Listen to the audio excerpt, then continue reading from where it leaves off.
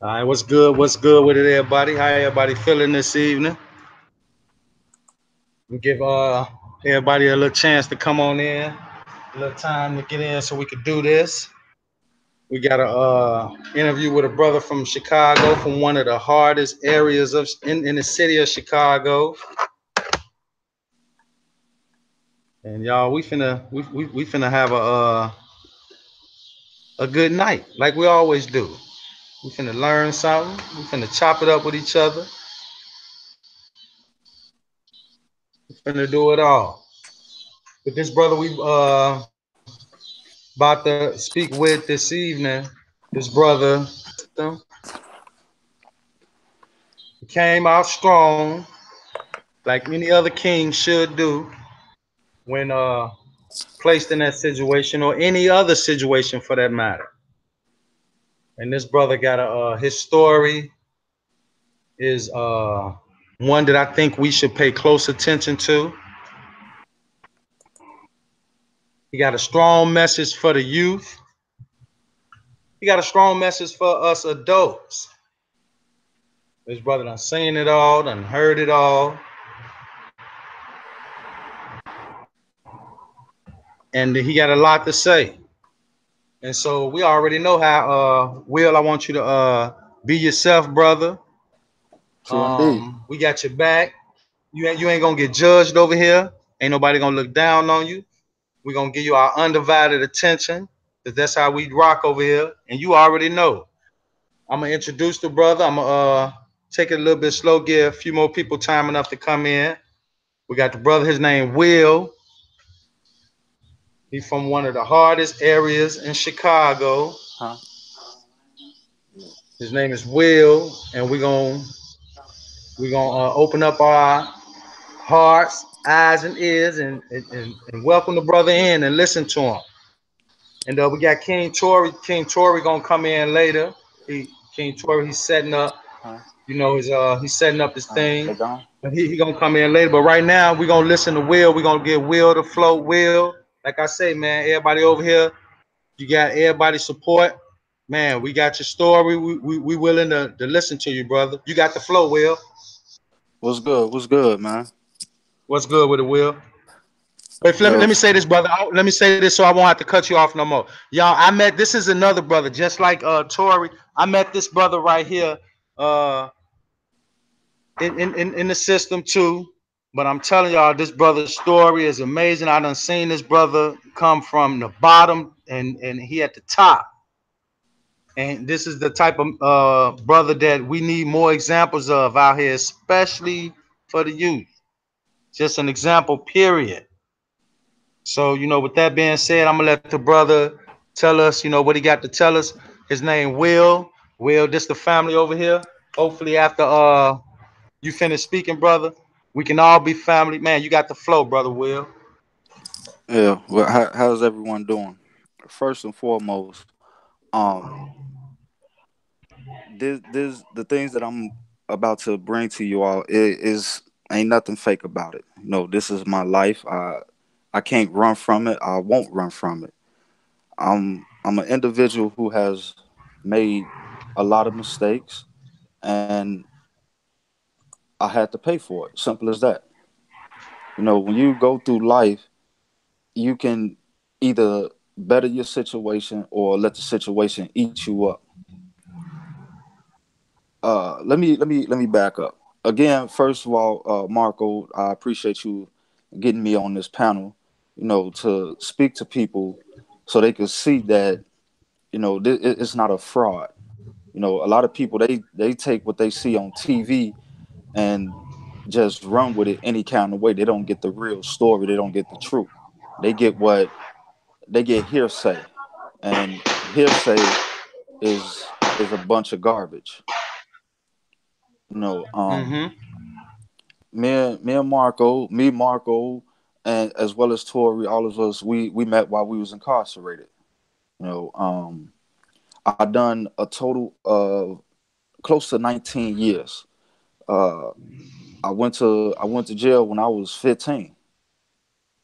And when a person see the point I'm at in my life right now, They don't understand how a person can do that long in prison and come out and be as successful as I was. Well, not as I was, as I am. You know,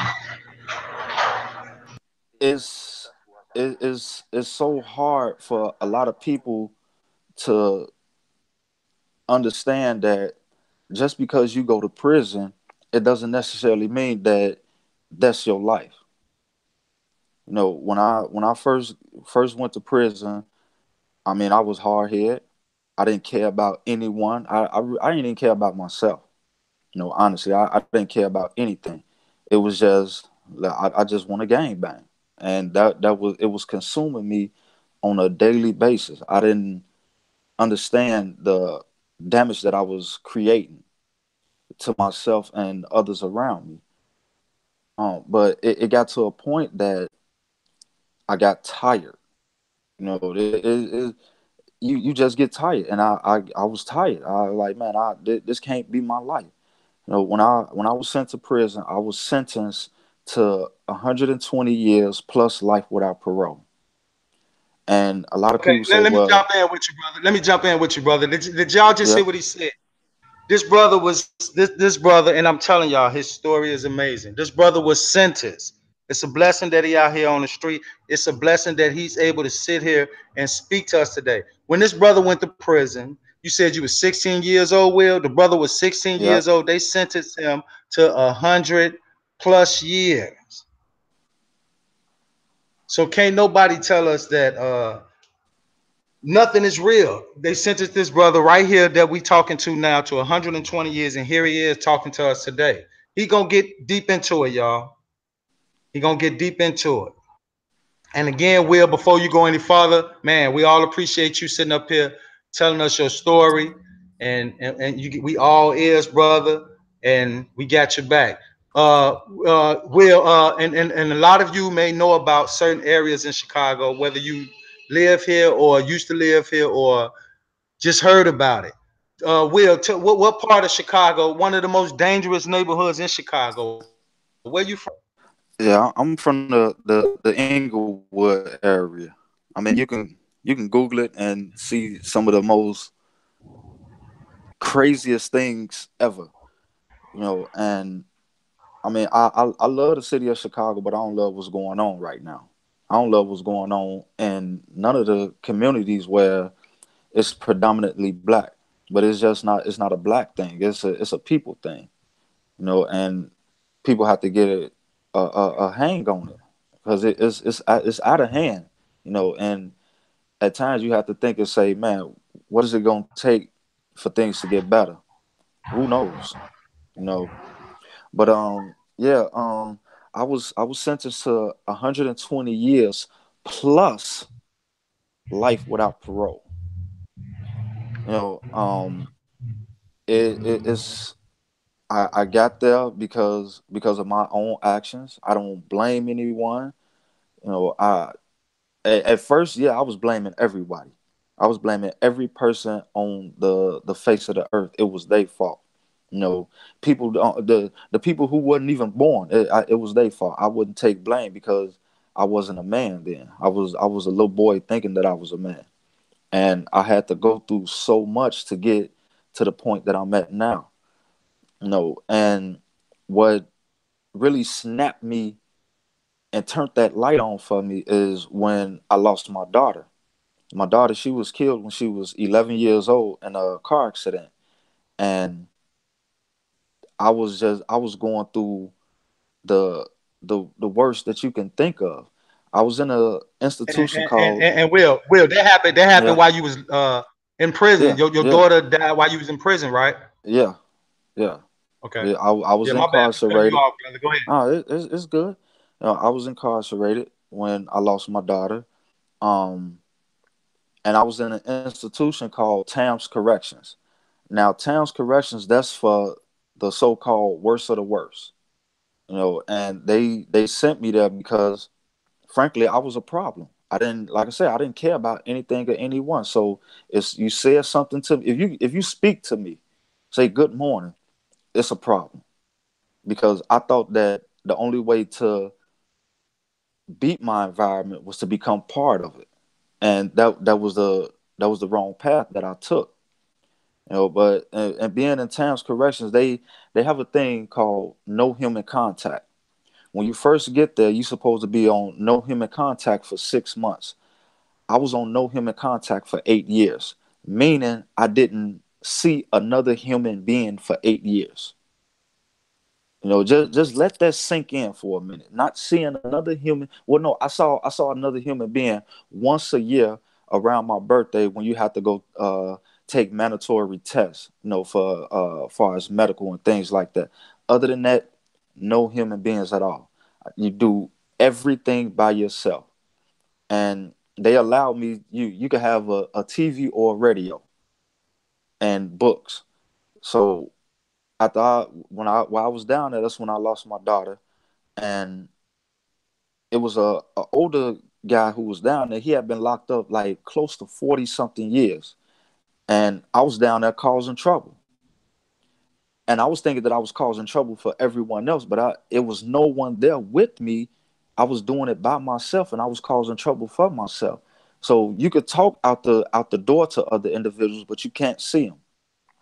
So what turned that light on for me, he called out my name. And man, I was disrespectful. Like, man, excuse my language, man. What the fuck you want? He was like, man, look. He was like, I understand you just, you lost your daughter. He like, but just think about it. Would your daughter want you to do this? And I said to myself, no. When I said no, that's when the light turned on for me. It. I had to learn that and something bad is something good. You have to look for it. You have to seek it because it's not just gonna come right to you. You have to work for it. And I started working on my case. Trying to see, man, like, man, I just kept telling myself I have to get out of here by any means necessary. I have to get out of here. So I started working on my case. I did all of my paperwork on my own. I just didn't know how to go in the courtroom and speak the lingo. So I got up with the Innocence Project, sent them my paperwork. It took them maybe 6 or 7 months to get back with me. And when she wrote me back, and the lawyer name is Jenny McMillan. When she wrote me back, only thing that was on the paper, it said you're going home. That's it. Nothing else. After that, it took me maybe another year and a half to get back in court.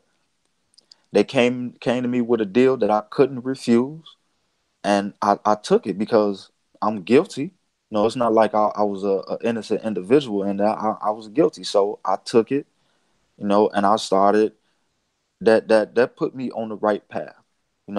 Losing my daughter, that was the worst thing that happened to me, and it was also the best thing that happened to me because I probably would still be in there. You know, and going through the things that I had to go through to even get out of Tam's corrections was it was sometimes it got to a point that I wanted to give up. Like, man, they ain't gonna never let me out. But then it kept going back. Would my daughter want me to do this? And I kept saying to myself, no. So I said, you know, I sent a letter to the governor, to the director of the IDOC, and told, say, man, give me a chance. Right, man, that's all I'm asking. Give me a chance. If I mess up, send me back. They gave me that opportunity, and I didn't look back. Um, I met up, I think myself, Marco, and Tori. I think, well, I knew Tori before I was sent to Tams. Back when Tori and myself, we was just it was gang bang, gang bang, and we were in an institution called Danville, and we were buck wild, and once I was let out of Tams Corrections, I met back up with Tori. Then that's when I met Marco, and they were on the same things that I was trying to get on, as far as bettering myself mentally, physically, spiritually, emotionally.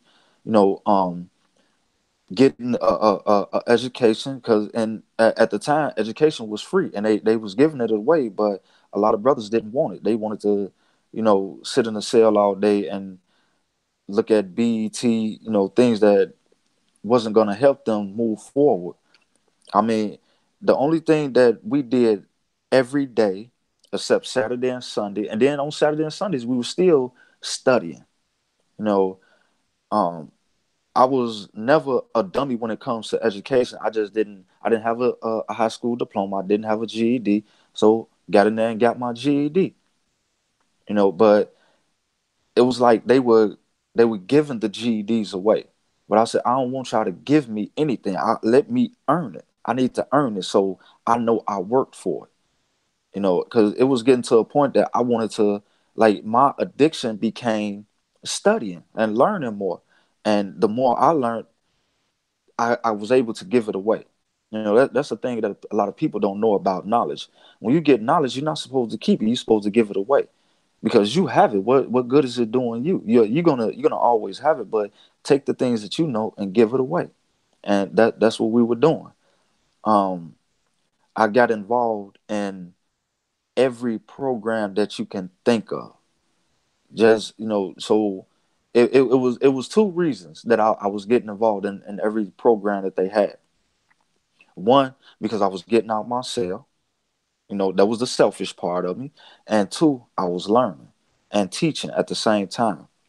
We would host so much, and it was like the more we did, the more leg room that they would give us to, spread our wings. Now, everyone in the institution, they want to be part of what we were doing. But the thing is, if you didn't want to better yourself, we wasn't saying, man, forget you. We were saying, man, look, this is what you need to do if you want to be part of what we're doing because we're moving forward.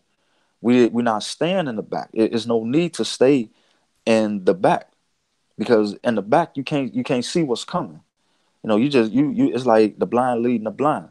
And I refuse to continue to go down that path. So I continue to educate myself. I continue to get uh certificates and anything you can think of. I probably have a certificate in it. When I came home, I continued my education. It didn't stop. And a lot of people, they think that, okay, well, I got this. No, I'm good. No, it keeps going. It doesn't stop. It doesn't stop. You have to stay on that path. Is it going to be bumps in that road? Yeah. But the thing is, we need those bumps in the road. We have to have those bumps in the road. You know, and I don't mean to get off track, but when I was released, I didn't even know that No, I you was. all good, brother. You chime in. Let me chime in with you for 1 second, Will. You all good. Wherever you go, bro. We right there with you. But let me bring Right. everybody up to speed real quick. This brother, his name Will. He was sentenced to 120 some years, and he learned. He took it upon himself to not only learn about his case, but to learn about the law. And as we see, he out on the street. He able to tell us his story now today. So that's a blessing within itself. He here, and then one of the tragic things that he had to go through while he was locked up fighting for his freedom, he lost his daughter. But Will, I don't know if, and if you don't, that's cool, and and if you do, that's even better. Do you want to tell everybody how you lost your daughter, Yeah. or you I don't, don't I want don't, I to? I mean, mean, I don't, I it's don't up have to, a it's problem totally with up to that. you, bro. No, Okay, all right, man. and Man, thanks, bro. I'm finna mute up. Go on, do your thing. You got the flow, I, Will.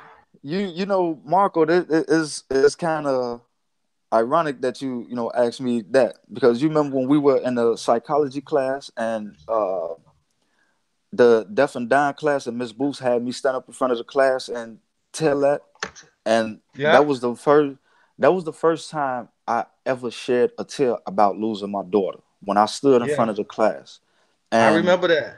it helped me because I was I was I was in denial, but my daughter, she was killed in a car accident.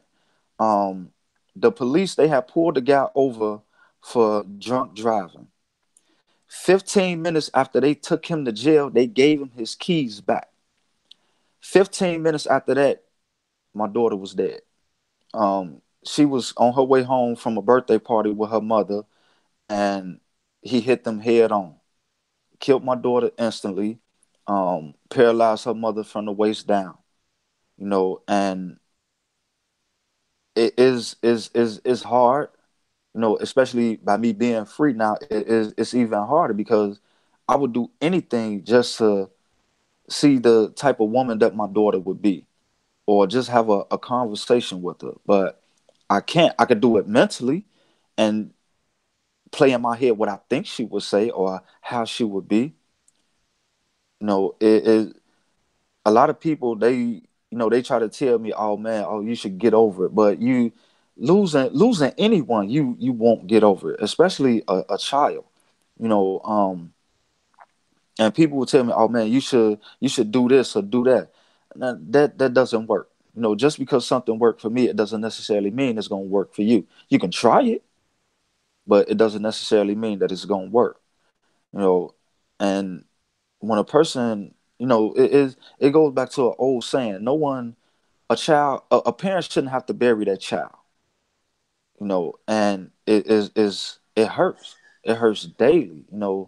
Every time I close my eyes, I see her smile. You know, I have in my wallet, I have a picture of her. The last picture that I had of her, I have it in my wallet, and she's everywhere with me. And I try to be a better man, but do I make mistakes? Yeah, I still make mistakes. And I have to learn from the mistakes. You know, no one will ever know what a person is going through unless they have lost a child, and I don't wish that on anyone. Losing a child, there's it is hurtful. But you have to pick the pieces up and you know move forward. I'm still somewhat in denial. I like some how I deal with it. I just say to myself, she moved away and we don't talk. That's how I deal with it. Some say that's not healthy, but that's how I deal with it. I have to deal with it how I know how. And speaking about the class, like the our professor who had me speak, I told her my story, and she was like, man, she like, I think you need to speak about it. So the whole day, I'm like, yeah, I'm telling everybody like, man, I'm gonna be speaking in the class, make sure you at school so you can hear this. When I walked in the school building, it popped in my head like, man, I can't do this. Like no, I can't do it. Nope, like I can't do it. So I went to her and told her like, and her name was Miss Boots. I'll never forget. So I said, man, I can't do it. She was like, what's wrong? Like, man, I can't do it. I was thinking that she was gonna say, well, if you don't feel comfortable, don't do it. But her words, she like, you'll be okay. When I got in front of the class, I'm looking at all my peers. These are guys I joke with all day. We when we in our cells, we hollering out the cells, asking questions as far as school work and things like that. I'm like, man, I'm just looking at them like, it's all eyes on me. The first words that came out my mouth, that's when the tears start coming down. And I'm like, man, but it felt good to finally get it out. I finally got it out, and I felt better. I felt like, okay, now I can really start to heal.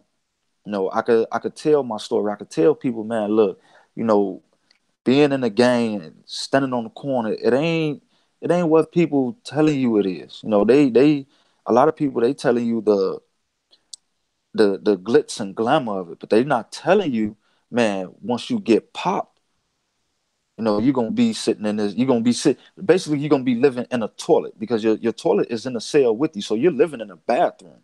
They're not telling you that part. They're not telling you that, oh yeah, they telling you, oh yeah, man, we'll be there for you, but they're not telling you the truth that they're not gonna be there for you. They're not telling you, that you may be sentenced to 10, 15, 20 years, and you have to sit back and watch your loved ones pass away. And there's nothing you could do about it. You have to see people who you grew up with get murdered in the streets, and there's nothing you could do about it but say, man, what if, what if, what if? It is, you can always say what if, but those what ifs, they really don't mean anything. You just have to open up your mind, and clean it off. A lot of people mind is dirty, and what I mean for is dirt is the negative things that you're allowing to continue to move around your solar system, because your brain is your solar system. And if you don't clean it off, you're gonna have all types of stuff just rambling around. You may have a positive thought, but once that negativity come in there, then that's what's gonna take control, because you're allowing it to eat you up. I got to a point like, man, I don't want it to eat me up. You know, um, like I said, I didn't. The day that I went home, I didn't know that I was going home that day. They came to say like, man, let's go. You out of here. I'm like, man, out of what you mean out of here? Like, man, I ain't going nowhere. They're like, man, you going home? What? Man, look, I don't want none of this stuff. I just want my mail and my pictures. Y'all can have everything else. Forget. I don't care about nothing else. Um, they had already contacted my mom. She came and got me. You know, and that ride home, it was scary because I'm seeing things that I haven't seen before. You know, being in a car. It How was much like how much time you did again, Will? close to 19. All right, you did 19 years. And before you go any further, man, look, man, you're a strong brother. We appreciate you sharing your story, especially your story about your daughter. You already know what it is, bro. Man, we here for you, and we, man, whatever you got to say, man. Look, just be yourself, man. It's all good, brother. Oh, true It's indeed. it's, it's all good. I This is what I mean, want to ask you. I want to ask you. I want to ask you this though. But let me say this real quick. Some people may know and some people may not. When you're in prison and you may have a family member pass away, it used to be a time back in the day. It used to be a time where, since you're in state custody, the state would just take you to the funeral. Now what they do is if you're in prison, they make you pay for the funeral. I mean, yeah, they make you pay for the travel. They make you yeah. pay for them taking you to the funeral. And if you can't pay for it, then they don't care if it's your mother, your kid. They don't care. You have to pay for it. But this is my question, bro. Did they let you go to your daughter's funeral? Nah, they Y'all see what like, I'm saying? and the, Go. the the thing is, they didn't tell me that. They knew. I say maybe 3 days after the accident, they knew, because my family contacted them, but they didn't tell me until 2 months later. They didn't tell me at all. So the funeral, everything was over with by the time I knew. Those are the games that they played in there. And yeah, like, and that's the thing. Like, if someone passed in your family, I don't know, it ain't no yeah, okay, we're gonna take you now. You have to pay for it. And I mean, you have to pay. It's gonna be like when I lost my little brother in '97, and I was maybe 15 blocks. I was in Joliet. That's a prison called Joliet. I was maybe 15 blocks away from where the funeral was at, and they told me, man, 1,200. Like, okay, came up with the 1,200. The day of the funeral, they told me, oh no, you can't go. Just like that, no excuses, nothing. You can't go. I'm like, well, y'all got my money. No, y'all, I haven't been causing any problems in y'all institution. They're like, well, you can't go. That's the end of it. No, and that's that. And there was nothing I can do. You know, it is. They don't care about you in there. Well, I'm not gonna say all of them, because you do have some officers that, they don't be on the nonsense, but majority, they don't care. They'll bring it up at any given moment. That's why, sometimes in there you have to keep your personal things to yourself, because they'll use it against you, just so you can start snapping off on them, and give them a reason to activate the tech team, come in there, beat you up. strip you butt naked, drag you from the cell house to segregation, and throw you in the cell and just leave you there. And it's a lot of brothers that are still going through it. They fail to open up their eyes. When I open up my eyes, like, man, I ain't got time to be dealing with the officers. My fight is with me. It's not with y'all. You will respect me. There's no question about that. But we're not gonna get into no type of confrontations or anything. And they would try every day. They was baiting me every day. Every day they was trying. But I was like, man, my focus is getting out of here. I want to be able to walk up to the refrigerator and open it up and just stand there and look and pick out what I want to eat, not what they want me to eat. I want to be able to, you know, take a bath instead of a shower. You know what I'm saying? Right. Those little things people take for granted.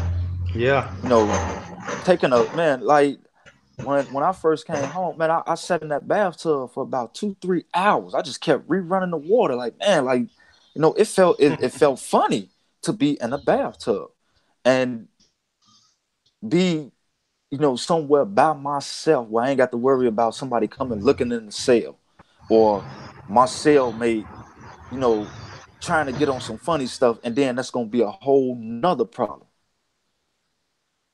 Hmm. And yeah, when I was released on a Friday.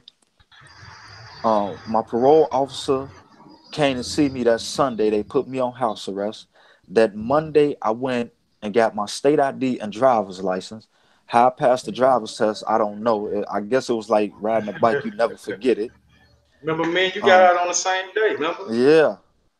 Um, that that Monday I got my state ID and driver's license. That Tuesday I went on a job interview, and that Wednesday I started working. So I wasn't even out a week before I got my first job, and I didn't look back. I was like, man, oh, like it's this easy? Because to me, it was fairly easy. I was like, oh man, I could do this. You know, um, I started working at a place called Illinois Auto Electric. They made electrical components for semi trucks, and the work was easy. I'm like, okay, I can do this, but it didn't feel right. It wasn't, that wasn't my fit. So I started looking for something else, and then I had a job opportunity to work at LA Fitness. I'm like, okay, I love working out, so I can work out and get paid for it. Like, okay, I can do that, but it still didn't feel right. You know, when I paroled to my mom's house, and I say maybe 6-7 months. That's when I moved out of her house. Like, man, let me, I need to get out on my own. And it was me and a female that I was dealing with at the time. We had got a house. Everything was cool, and then it started going downhill. She had me arrested, saying that I put my hands on her, and I was nowhere near her. But then she came to court, told the truth. I got out. Me being a crazy individual, I went back, started dealing with her again, and I paid for it. You know, when I moved out of Chicago and moved to DeKalb, Illinois. She and I, we were still together. She had me arrested again. For about the same thing, but this time, where I live at now, it's a suburb of Chicago, and it's no violence here. So all they have is domestic things and traffic. So if they get you, and you have the type of background that I have, they don't want to let you go. You know, um, Fortunately, I came from under that, but at the time, I lost my job. And I had and still have a strong queen that got my back. She like, man, we gonna rock it out. She helped me. You know, I was going on job interviews, working different places, little temp jobs. And none of it didn't feel right to me until the I got the job that I'm working now. Um, I help run a railroad company. I'm the head of quality control, and I love it. It's the perfect fit for me, because is I like the I like me. I have my own office, but I don't sit in the office. I need to be out there on the floor with the rest of the guys doing the work, and that's what I love. I've been with this company for what, going on 5 years now. I travel for them. They take care of me. And a lot of people, like, it's a lot of guys that's in here in DeKalb, Illinois, and they say, "Oh man, I can't get a job because when I was 15 years old, I stole a car." To me, and again, please excuse my language, but that's bullshit. If I can get a job, I think anybody can get a job. You have to go out there and you got to get in the dirt and find it. The individuals who don't want to get out there and work, those are the ones that are doing the most complaining. There's no you can't complain and don't want to do anything to better your situation. You know, it was a few people at my job that I bumped heads with, but it was for a reason. It was for me to learn, to keep my temper in check, and a lot of guys are like, "Oh man, I don't want to work there. I don't want to work for the white man." Okay, you don't want to work for the white man. I have no problem with that. But what are you gonna do in the meantime? You gonna sit back and try to collect public assistance? No, that public assistance, that a lot of people don't understand. Public assistance is not for a person who can, excuse me. Public assistance is not for a person who can get up off their ass and go get a job. It's a lot of jobs out there. You just have to go look for it. It may not be what you want, but bringing in something is better than nothing. It's better than a handout. Me, I don't want no handout. I like it be times when I don't have to be at work until 7 o'clock in the morning. But I'm at work every day at 3:30 in the morning. So I could be ahead, and I'm working at my pace now. Because if I'm ahead, then okay, I'm working at my pace. I'm doing what I need to do. You know, um and a lot of guys, they just don't, like, man, and I don't want to work for the white man, all this and that. I can say, okay, cool, that's you, but what are you gonna do? Why don't you, if you don't want to continue to work for the white man, why not work for him for a while, get your money up, start your own business? Because the streets, the drug gang, like when I was out there in the drug gang, it was a lot of money. You can do a lot of things. Now the drug gang is no, better get you a job. If you got to flip burgers or whatever, because in a penitentiary, you're gonna be working for what, 76 cents a day.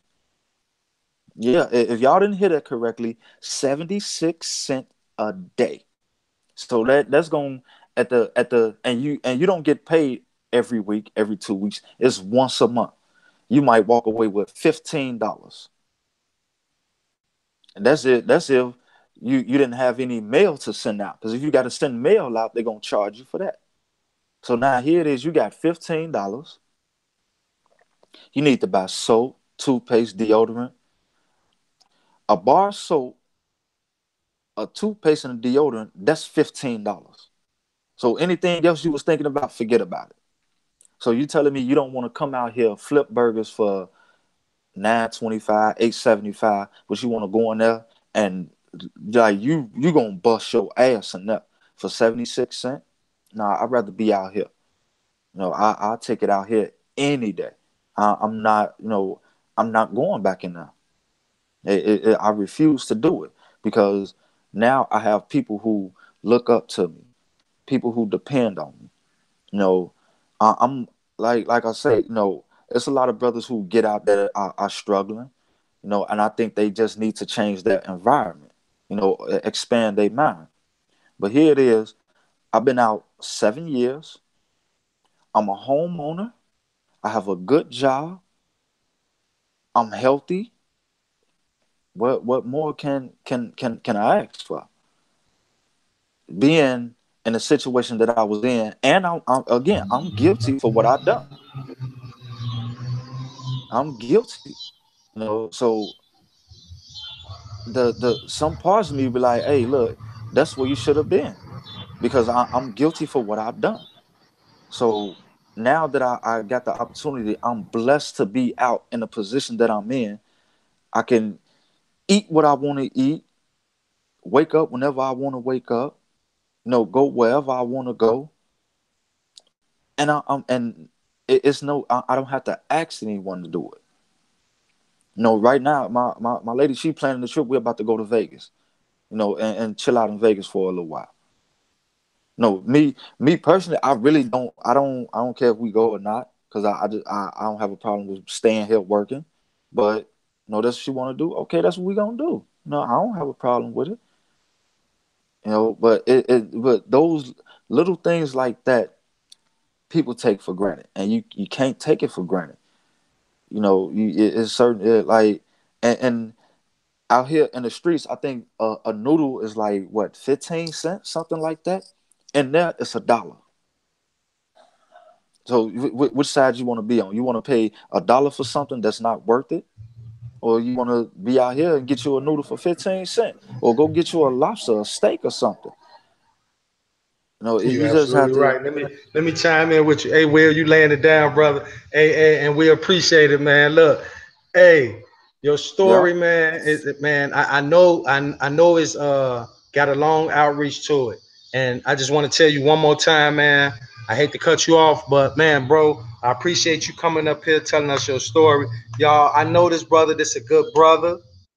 And like I said, just for anybody that came in late, this brother is from one of the hardest areas in Chicago, the Inglewood area, where it's known for its violence. Let's just be honest. It's known for its violence.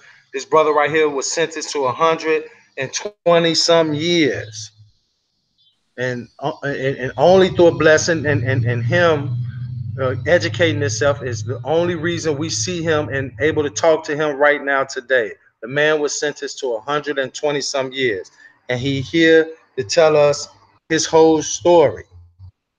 That right there in itself is a message alone that we all should pay attention to. The man just told us he went through all this while he was locked up. He lost his daughter, and he went through so much. He bettered himself. He worked on himself. He educated himself. He got out here and he struggled and he strived for the things he want. And look where he at today. And look where he at today. Man, brother, your story is amazing, man. Like I said, sorry I cut you off, man, but go on and No finish. problem. But this let me say this, ask you this, Will. Said areas under the wood. Now,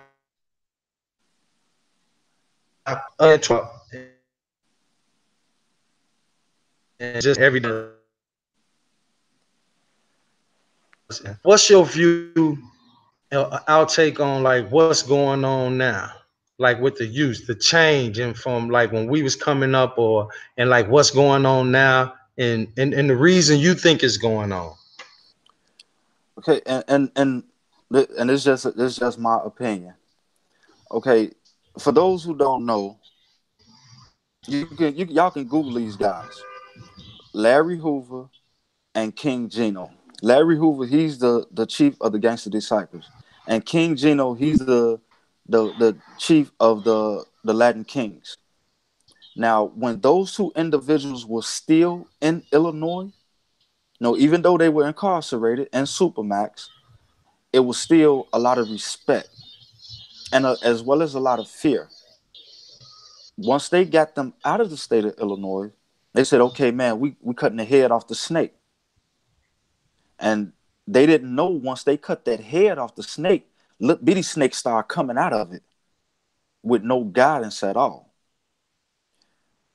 It's unfortunate that a lot of black, white, and Latino children are losing their lives for nothing. More people died in Inglewood in the last 2 years than basically the war in Iraq. And this is nothing that just started. No, it's been going on, I'm gonna say, for the past 15, 20 years. And it's like no one cares. But the only time people want to make it seem like they care is what, like, okay, let's say the police shoot and kill someone, a unarmed kid, no gun, anything, wasn't putting up a fight or anything. Now you got people like this fake individual, Jesse Jackson. He want to stick his head out because he think it's a lawsuit coming and he want to get his pockets lined with money. But as soon as he see it ain't no money involved, no, he back in the corner. He moving back. He don't care anymore. Just like Al Sharpton, another fake individual. And that's just my opinion of them. And then we have another individual, uh, Father Flager. That, like this guy, he's unbelievable. You know, the only, like I say, the only time they want to stick their head out is when they think it's some money involved. You know, you have to be out there You absolutely before, right. You right, Will. You you know, right. you have to stick your head out there before something happens. You know, stick your head out there and look around. You know, you can see things before it happens, but they the only time they come out is when after. Right. That's why we ask ourselves, like, where was these people at when everything was all good? Don't just let us see you when it's all bad. Right, and that's the only time they come out. And a point where I really lost a lot of respect for Jesse Jackson is when his son got caught up.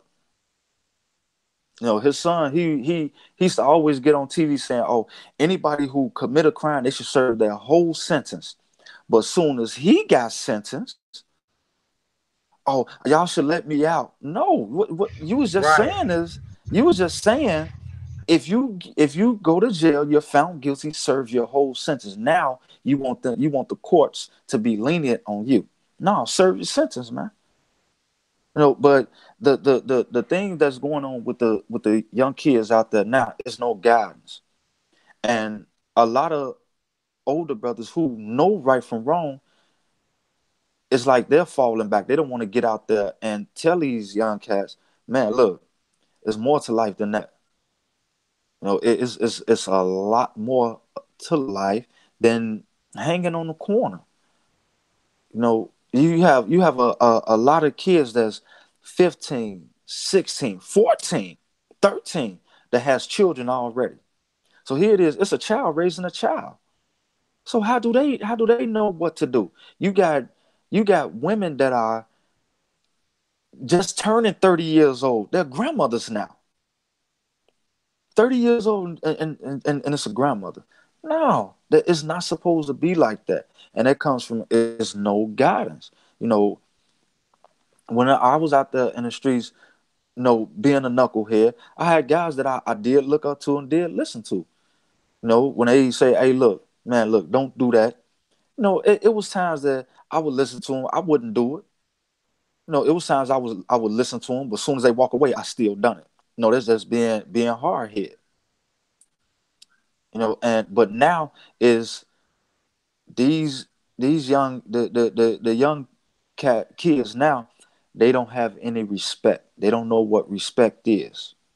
They don't know what loyalty is. They oh man, no snitching. Stop it. They snitch. They gonna tell. Once they put that pressure on them, they gonna tell. But and then they gonna tell and say, oh man, I'm a gangster. No, you know, no, you're not no gangster if you tell. There's no way you can be a rat and a gangster. It's not gonna happen. Point blank clear. You Sammy the Bull. Yeah, he was a gangster. He was a killer. But once they put that pressure on him, he gave it up. So now you're no longer a gangster. And you know, people say, "Oh, people shouldn't tell." I look at it differently. I look at a person doing what they need to do to save themselves, because now it's every man for himself, and they doing what they have to do to save themselves. I Hey, kind of Will, it's understand. funny. It's Yeah. funny. It's funny you speaking on that topic because earlier I was talking about, especially in our community, the no snitch policy. You know that no snitch, no snitching thing we live by, especially in the black community. Probably Right. it's some degree in every community. But my thing was, like I said earlier, people live by mind your business and the no snitching, and just don't I don't know who did this, and I don't know who this person is. But some of Right. these crimes, especially when you got innocent people getting killed, and then especially kids.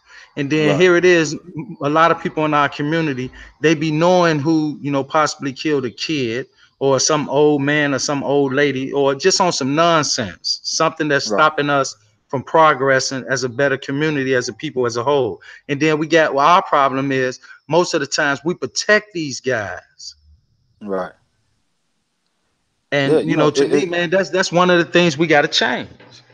Yeah. It was. I think this was maybe la- early last year. These guys they gang raped a girl, and they went live on Facebook. And people were saying, they caught a couple of them, but they were still looking for other individuals. People saying, "Oh man, no, don't turn them in." What? Hold on. You telling me don't turn these unconscious individuals in? Here it is. They gang rape a little girl, and y'all saying don't turn them in. First of all, I'm turning their ass in for the simple fact. Number one, we And need then to that get. happened in Inglewood. That happened in Inglewood, right? Yeah, yeah, yeah. I remember that. First of all, we need to get these. We need to get these little boys, because that's what they were. We need to get them some help. They need help. And if you don't help them at a young age like that, they gang raping, it's just gonna progress. Now they full fledged rapists. They'll climb in your damn window and rape you. So they saying don't don't turn them in. Now get them some help, because they need the help. They fucked for life, because now they're sex offenders. So they're fucked for life, but you have to get them some help. Not only get them some help, that girl who they gang rape, she need the most help, because now here it is, she's traumatized. You don't know, it's gonna affect her so far down the line, because now here it is, she may be fearful of being involved with a man once she get older. She may That's have the Brianna. flashbacks. With that situation, that's the Brianna Garrett story. I remember the little girl. Yeah, she's traumatized now. So it's gonna affect her whole life. And then they probably done some things to her where she probably can't even have children. So now that mess that's hurtful as well. Because I believe every woman should experience childbirth. But here it is, y'all done done this to this baby, because that's what she is. She's a baby, and y'all saying, "Oh, don't turn them in, no snitching." Yeah, if I would have knew what and luckily they did catch them. They caught them all. It's Right. unfortunate that they're incarcerated, and by them being incarcerated, they're not getting the help that they need, because they don't care enough. They're gonna Right. give them some medication that's gonna make them much worse. But they're off the street, so they won't be doing it again. And now this young lady, she has to suffer from it. No, it's no question she's suffering from it. But they say, "Oh man, don't snitch." Here it is. Uh, this was, I think, this was some years back. Little girl having her birthday party in Inglewood. These dumb fuckers, they want to shoot the birthday party up for children, kill the birthday girl. And people, "Oh man, don't snitch, don't snitch." What? Man, you got to be out your damn mind, man. Like seriously, I don't. I mean, I ain't never told nobody a day in my life I'm going to get them. We don't need Oh, indeed. individuals like that on the street that don't care about children. Now, when I was younger, coming up, yeah, people was getting murdered. Ain't no question about it. But the person who did wrong, that's who they was getting.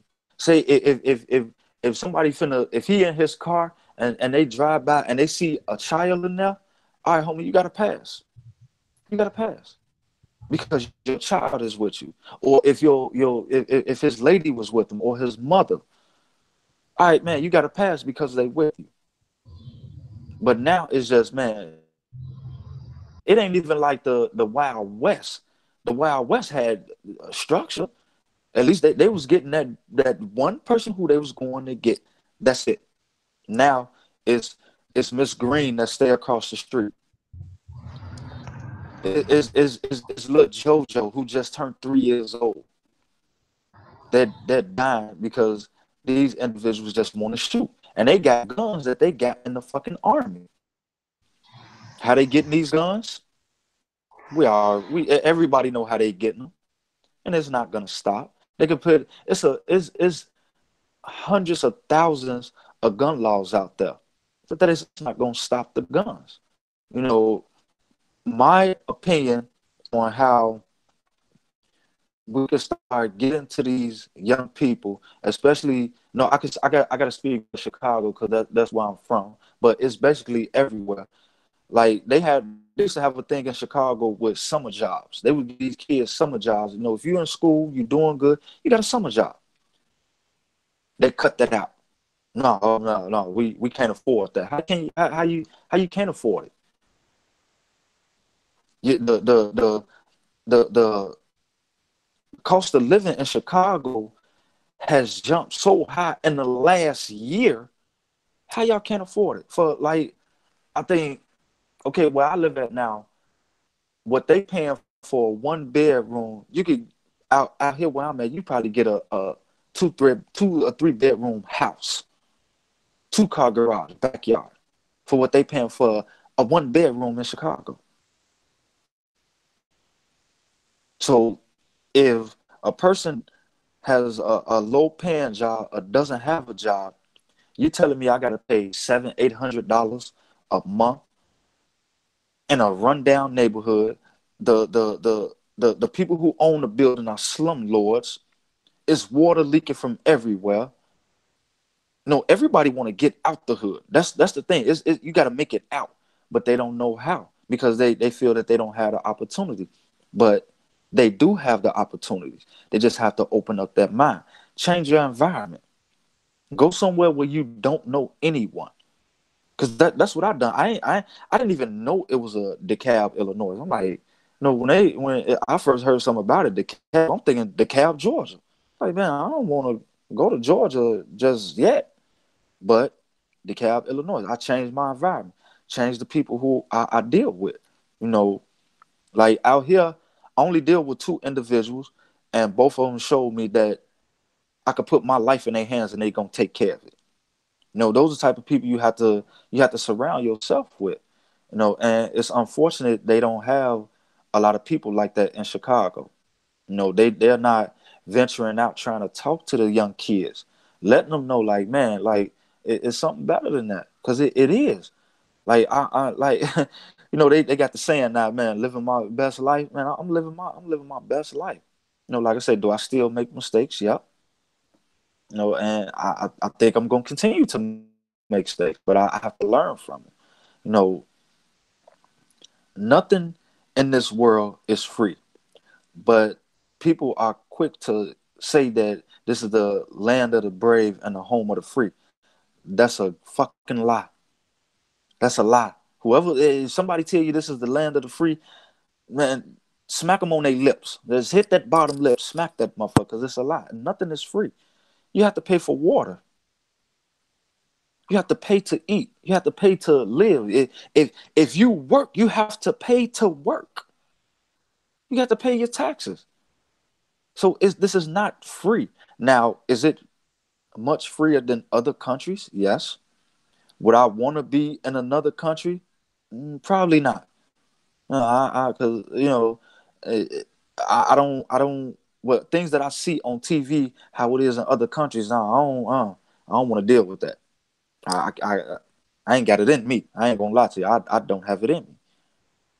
But we, we, and what I mean by we, the human race, because that's where a lot of people have the misconception of race.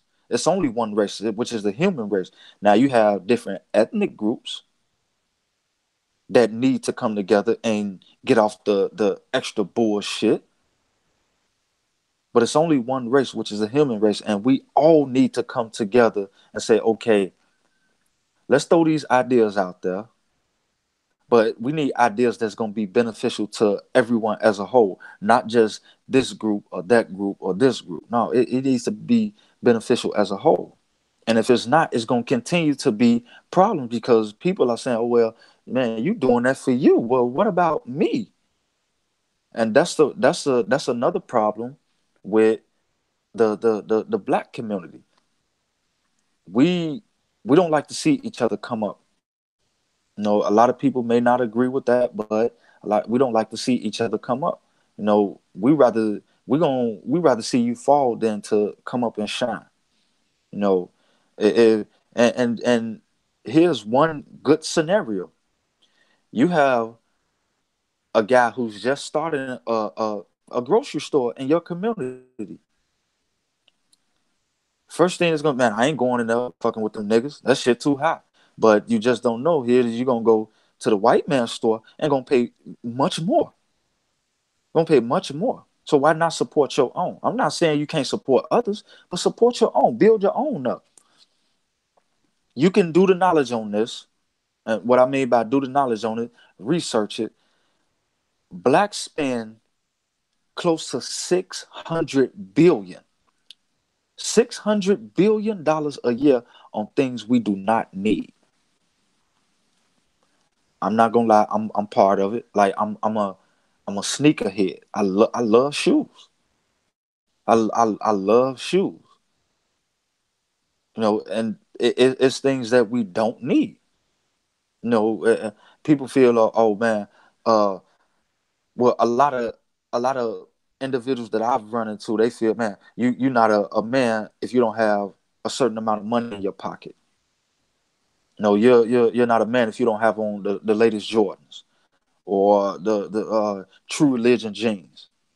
Like I bought me some True Religion jeans because I can afford it. It didn't hurt me. It wasn't gonna set me back. The bills were paid. So yeah, I bought me a pair.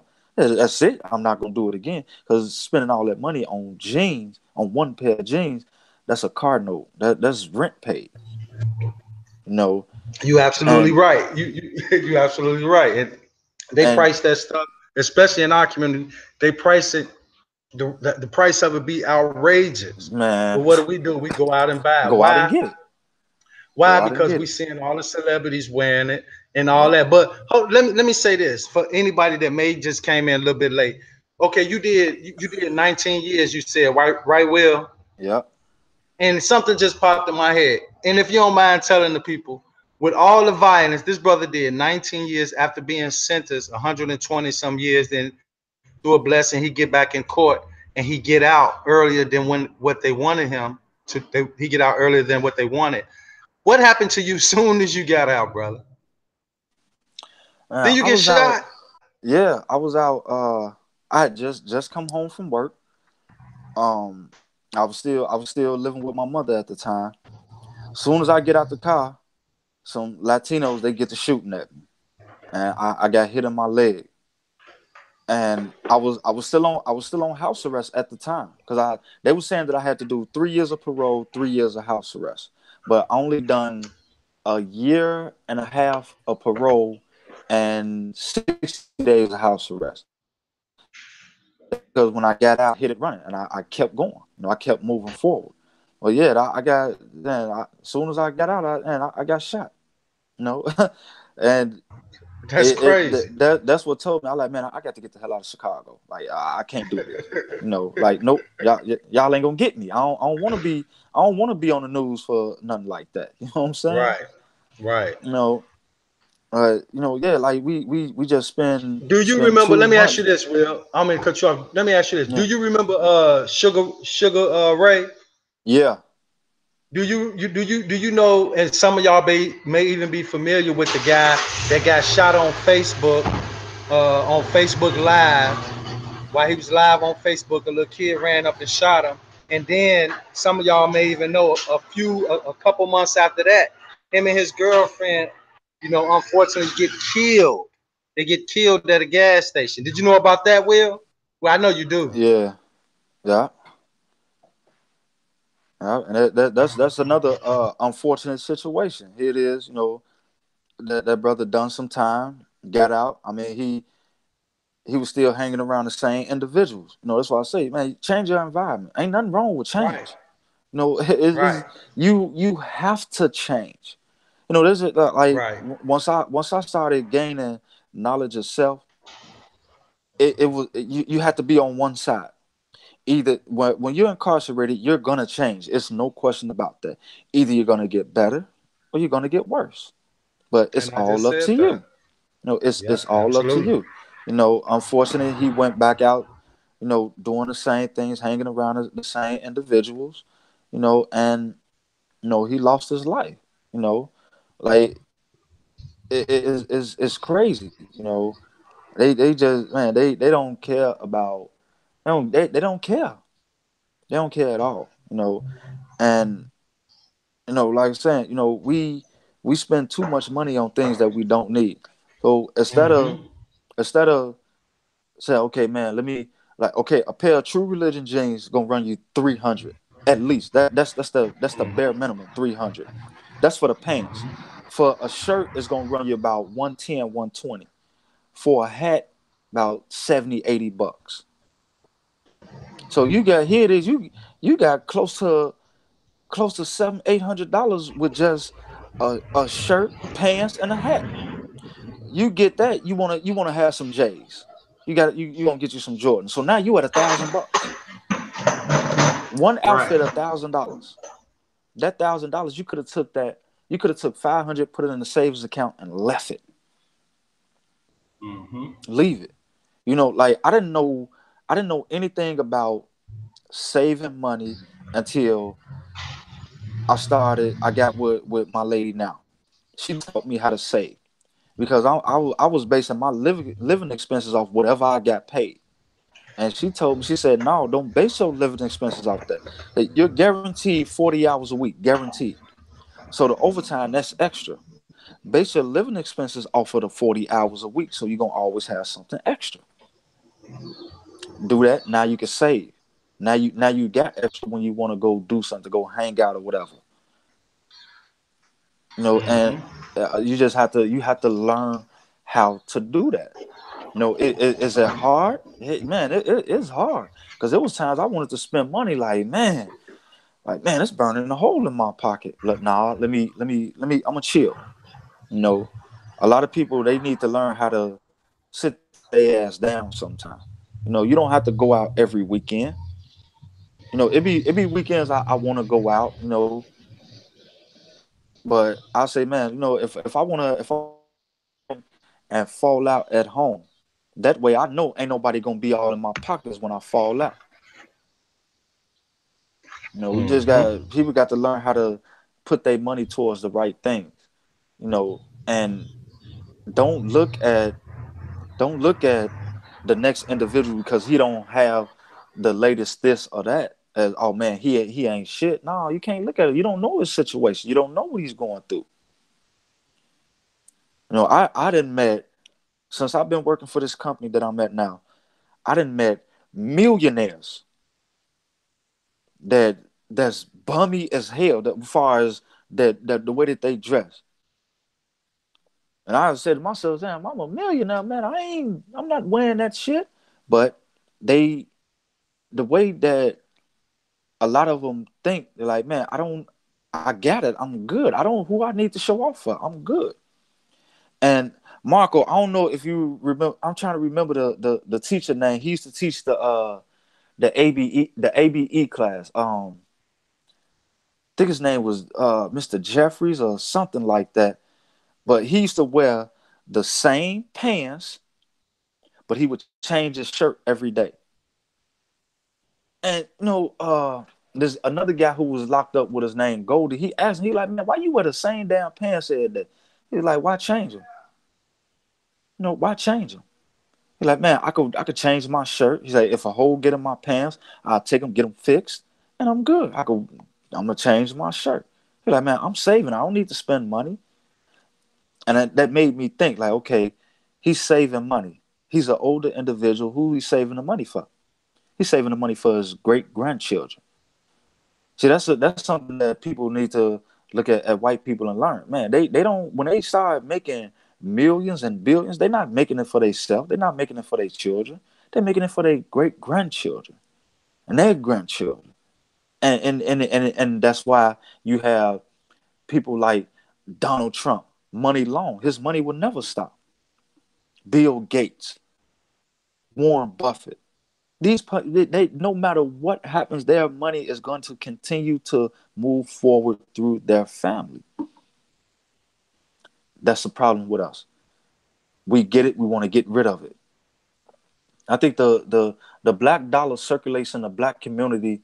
I think maybe a half a day, if that, because we rather spend it outside of the community than in the community. If you look at Inglewood, Inglewood used to be predominantly white. Now it's predominantly black, low income.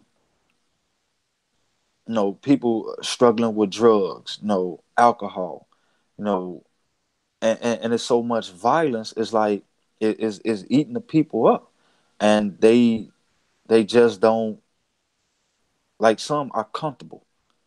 No, you should never, don't be comfortable in a messed up situation. You have to say, okay, why am I in this situation?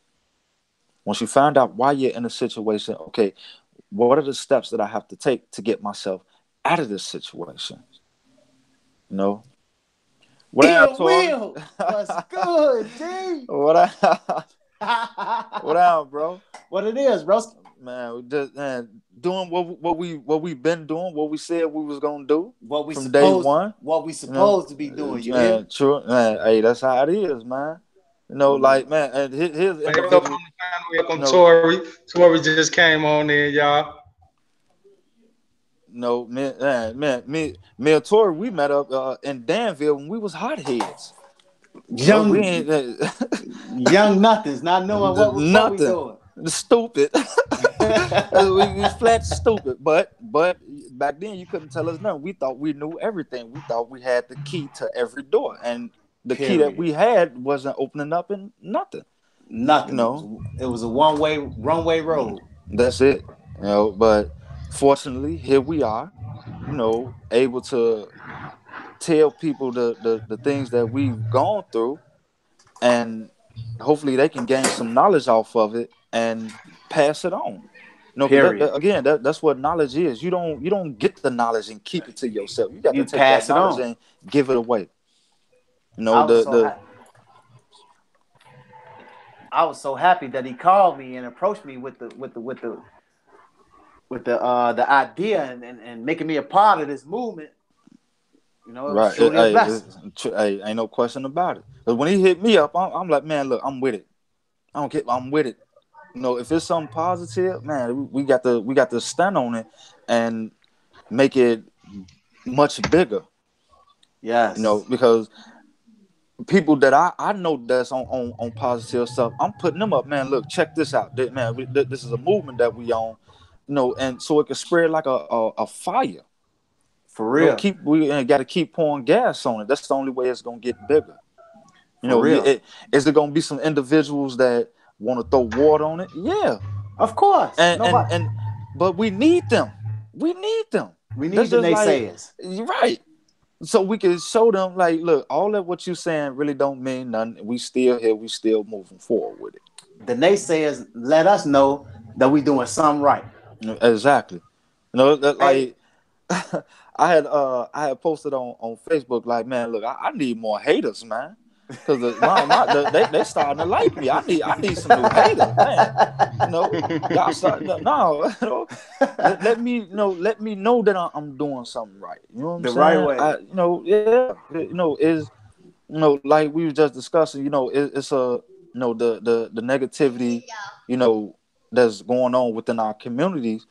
Can we get I believe wholeheartedly, yes, we can get a handle on it, but It's gonna take work. yeah, it's gonna take a lot of work, and we also got to get those off balance individuals like Father Flager, Jesse Jackson. We got to get them out the way, because they say that they are part of us, but they don't know us. How can you say that you're a part of me, but you don't know me? You don't know the everyday struggle because you're eating every day. Right. Your bills are paid. Every day. Kevin that's standing on the corner, he's struggling. He don't know. He trying to find out how he gonna feed his baby. That's his main focus. There's this, oh man, let me exploit this individual because the police done him wrong, and see what I can get out of it. If I can't get nothing out of it, all right, I'll see you later. Mm-hmm. No, we don't need nobody like that because that ain't doing nothing but holding us back. Because now people are fearful to get involved with a movement like this. Now, oh man, they just gonna do me like the next person did. And that's one of the main problems.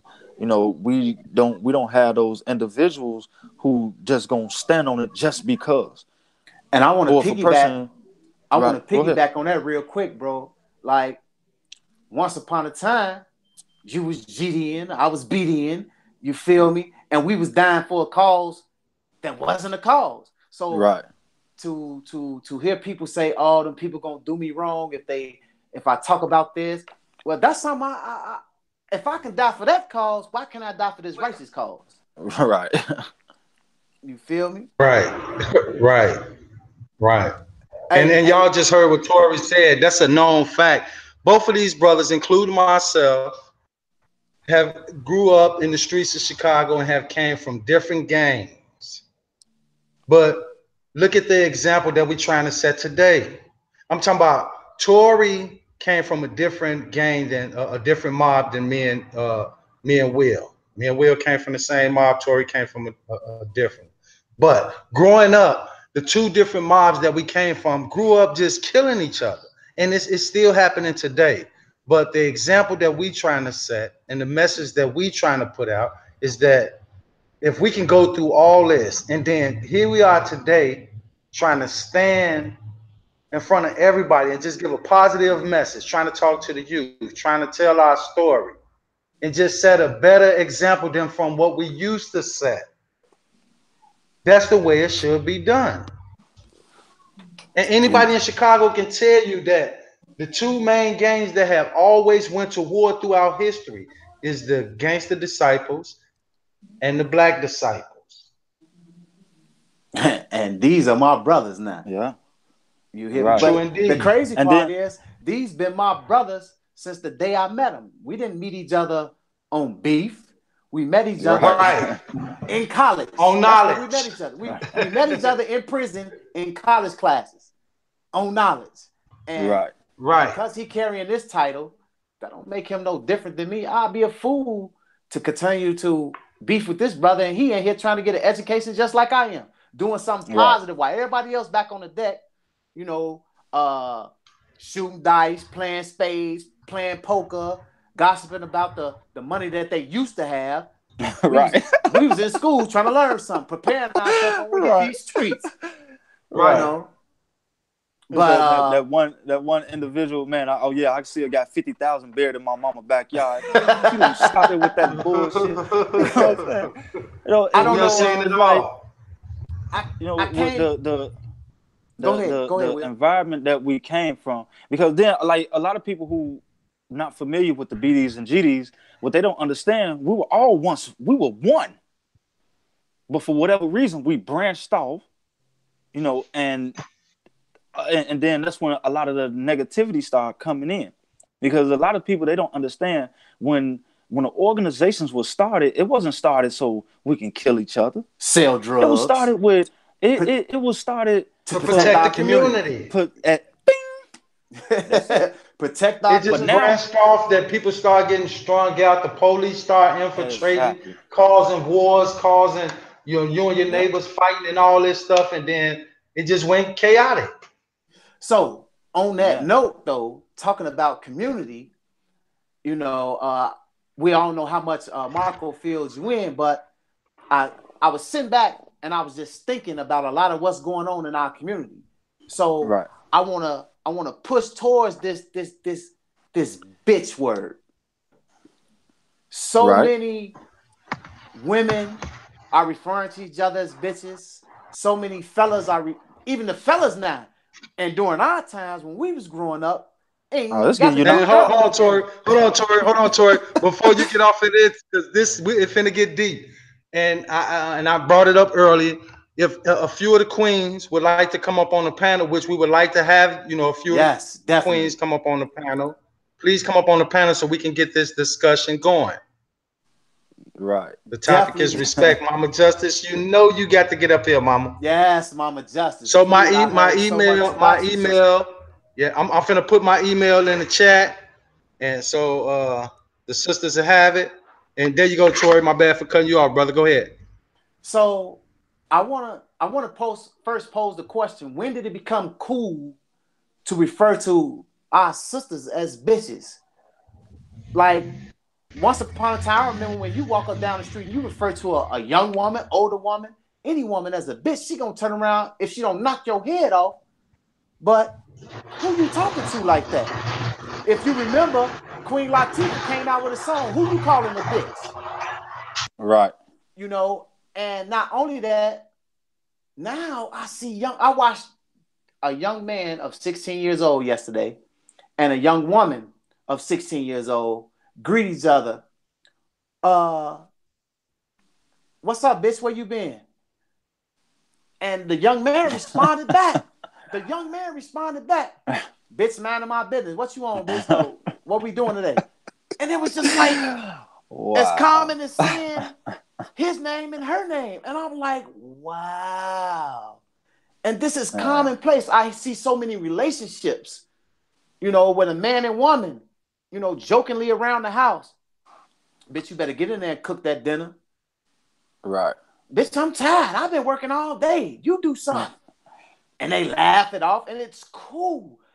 Or fellas talking to their woman, referring to, like I walk up to Will and say, hey, Will, what's up, Will?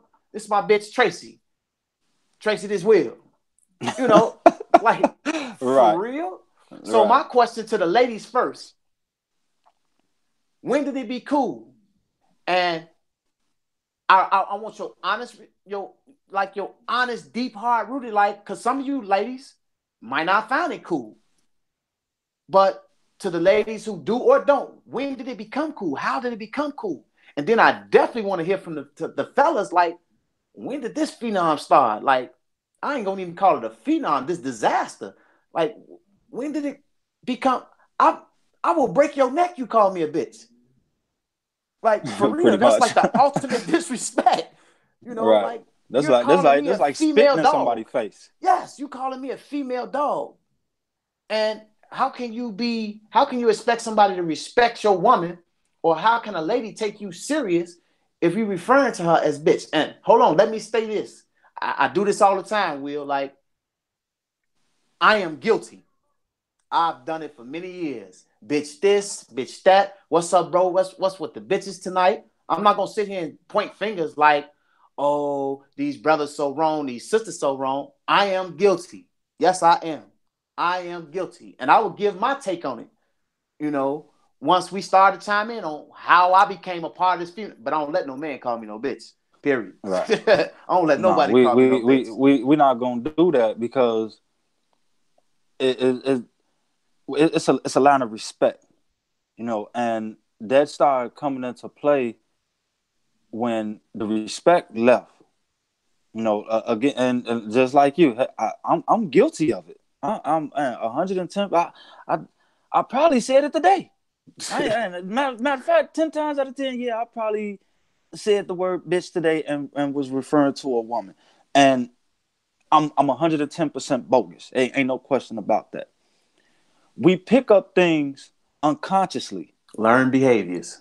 you know, and it just started coming out, but ain't no you're not just gonna call me no bitch. Now I don't care how big or how little you are. We go either you gonna whoop me or I'm gonna whoop you. That's the only way it's gonna go. You know, like my lady, I didn't got heated, got it all in my feelings, and I called her out her name, and I'm bogus for that. Now if she'd have punched me in my fucking mouth, okay, yeah, I got that coming, because that's what comes behind that. But a lot of people, they looking at these celebrities Yes.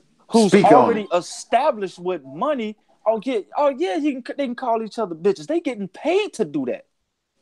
You ain't getting a fucking dime for nobody. No, you call me a bitch, we got to go on here and get it on. No, but you could take it a step further. And say, okay, all right, you called me a bitch. All right, I'm gonna give you one pass. You don't know no better. You don't know no better. Because if you did, you wouldn't have done it. And we just had to, we got to start breaking it break it out of our system. Because if you remember, like when it was getting close time for us to, not getting close time for us to come home, but it like when we started really, really getting deep into school, we wasn't even calling each other by our name. We was, hey King, hey Yes, King. sir. Yes, sir. And then you had a lot of other individuals who wasn't known what we was on. They was looking at us like we was aliens or something. What they talking about? Walking around? No. And both of y'all should remember this. Every time I made a post on Facebook about my sons, especially my oldest son who's 24, I say my king or my prince. And my son came on there one time and said, "Daddy, you sound like old girl off what's the name of the reality show? Uh uh I can't. It's one of them reality shows. I ain't into them like that. Right. But she always talking about the palace and her prince. Oh yeah, you talking about on Love and Hip Hop? Yeah, yeah. He say, "Daddy, you sound like what's her name, Mama D." Yeah. He say, "Daddy, you sound like Mama D." Always talking about king and prince, but they don't know that's who we are. Right. But going back, like you admitted to simply possibly using the word today, like it's like bitch done become the new nigga word. Right. We lost Marco somehow.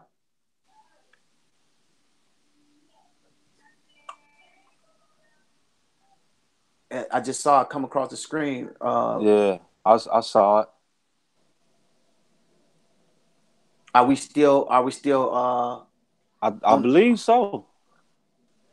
Because I don't have my laptop or nothing I in believe front of me. so. You can still see the chat. Yeah, but it hasn't been updated.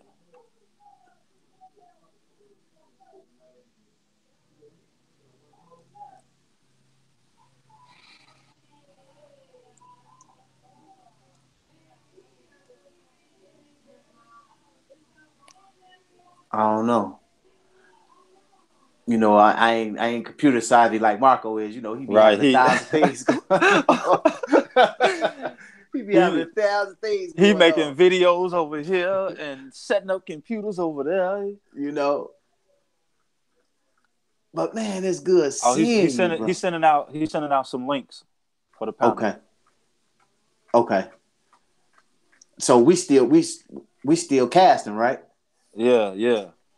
Okay, so like I really want to hear from the people, the family, like, because honestly, bitch has become the new word nigga.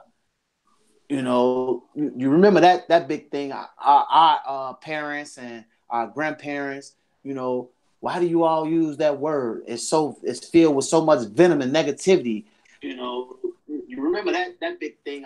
Our parents and Mama Justice. Grandparents. How do you know it's me? Why do you all use that word? I've heard so much about so much venom and negativity. How did you know it was me? How did you know? I've heard so much about you. Plus, before your picture showed up, and then your picture went away, and then it says Mama Justice. So it's truly a pleasure to meet you. Thank you. I met you when you was on the panel the other day. Yes, ma'am. And what you were speaking, it wasn't Greek to me because my son did 11 and a half years. How you doing, Mama Justice? Hey, Marco. Hello, how you doing, Queen? I'm doing fine. Will, this is all this knowledge up here. Yes, all of us together. You already know how indeed. we do, Mama Will. This Mama Justice right here, this the glue to the family. This the glue to everything we doing on and off YouTube. This is the mama, the queen of all queens right here, Will. All right. Hello, How you Will. doing? How are you? I'm peaceful. Well, you were blessed. Hey, look, hey, Hey, like when people ask me how I'm doing, I'm like, how I look. I look good, so I'm doing All right, good. Marco. Okay. The right way. Okay. Uh, All right, Marco. but it's a blessing to for people from all walks of life to be able to come together and just put it out there. A lot of people they sugarcoat. Like don't sugarcoat it. Give it to me in the raw. If I'm fucking up, tell me, hey, you're fucking up. If I'm doing good, say, hey, all right, man, you doing good. Good job. And sometimes like a lot of people they're missing that out of their life. They're missing that tough love. It's just like Tori, how you were speaking on it the other day. You said, man, if you mess up in the streets, that neighbor finna get you. Then when you get home, mama gonna get you. Yes. Then daddy gonna get you. Then if that one uncle that drink got that wild average rose in his back pocket, when he come over there, he gonna get you. We missing that. You know what I'm saying? That's we missing the big mamas. Ain't no more big mamas That's because big on. we missing it. That's big on. We missing that, and we need that. And a lot of these kids, they excuse my language, but they need their ass whooped. They need a good one because they don't know what a good tail kicking is. So They scared to fight, scared to get a black eye. Man, we was coming up, man. You had to look, go on out there and fight. Ain't no guns, go fight. So with let me piggyback on that, Marco. Your mother from your mother's on there. She's watching. She's tuning in, and she can attest to the fact that I got into a fight one time, and she walked in and saw me fighting, asking for help because the guy was whooping me. My mama told me, "You better get up and fight."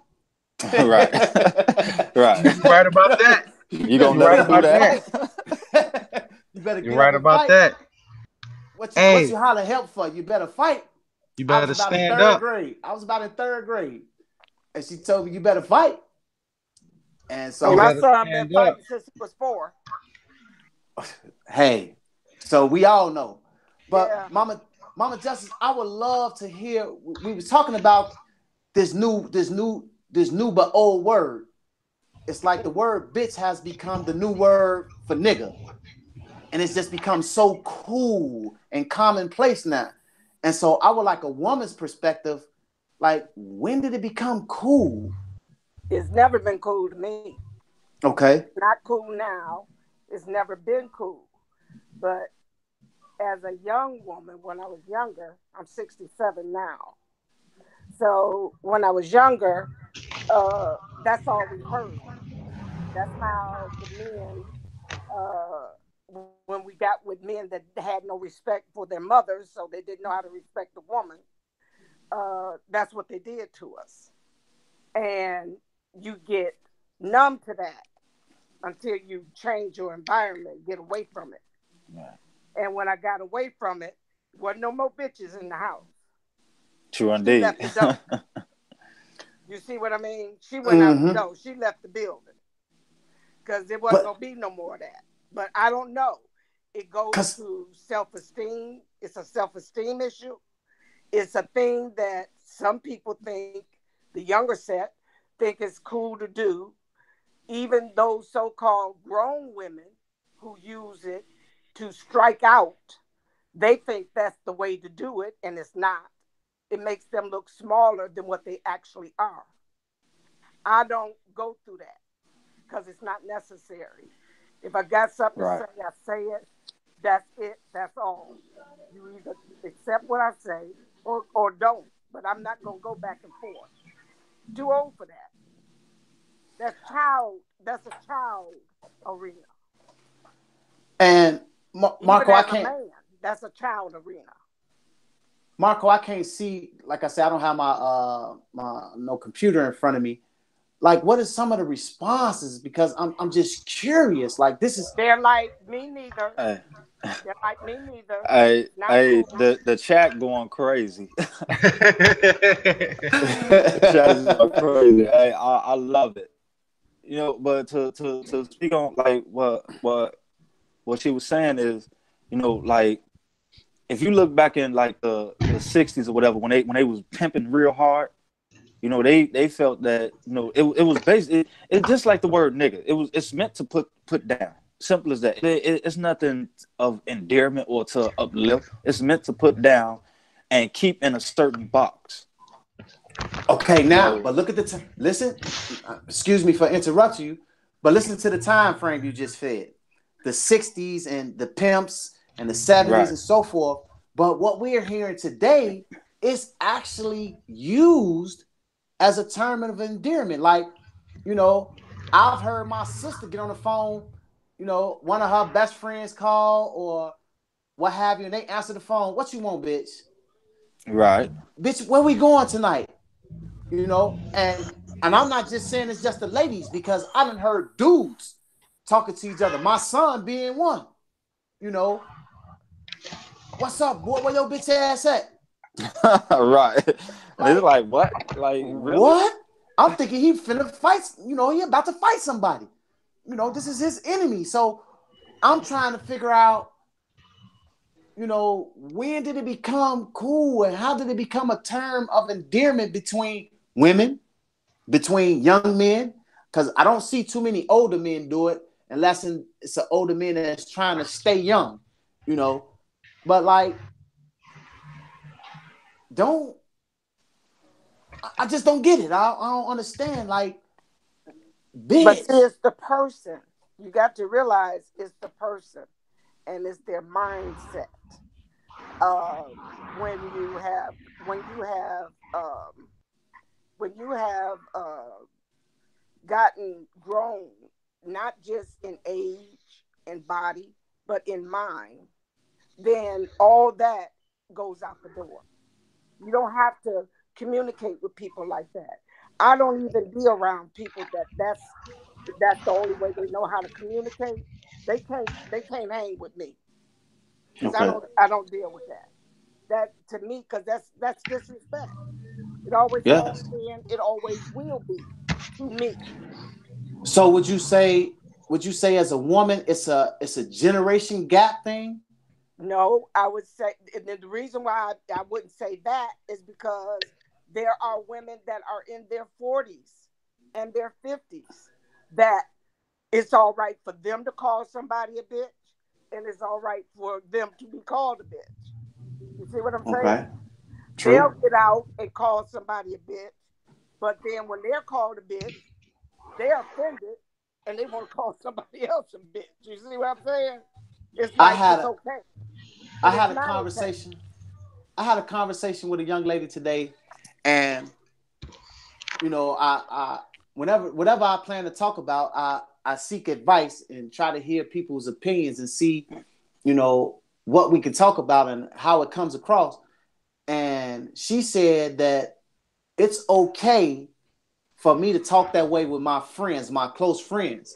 But some outside chick that I just met to walk up to me to my basically like, "Ooh, bitch, where you get them shoes from?" She gonna look at upside her head like, who you talking to?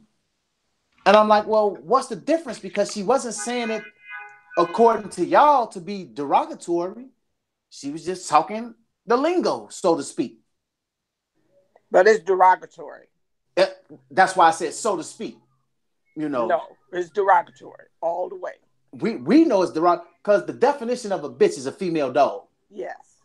You don't walk around on fours. None of I the women don't I go know roof walk roof, around on fours. and I You don't go know, arf arf. exactly.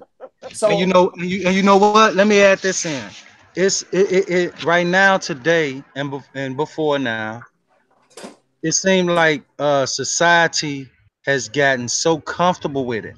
Like Will was saying before he jumped off, but maybe he'll pop back up. Before, like Will was saying, when you look at television, you listening to the radio and on social media and all that, all these celebrities and people that and mainly the youth look up to, they making it cool to do with the men, with the women. It's like you and Mama Justice was just saying. It used to be a time when that word was looked at as total disrespect. Now it's mm-hmm. cool. Now the women addressed each other in that fashion, and in some cases the men. So it's cool now. And now it went from what being a disrespectful word to a lingo. to Yeah. something that's used in everyday conversation.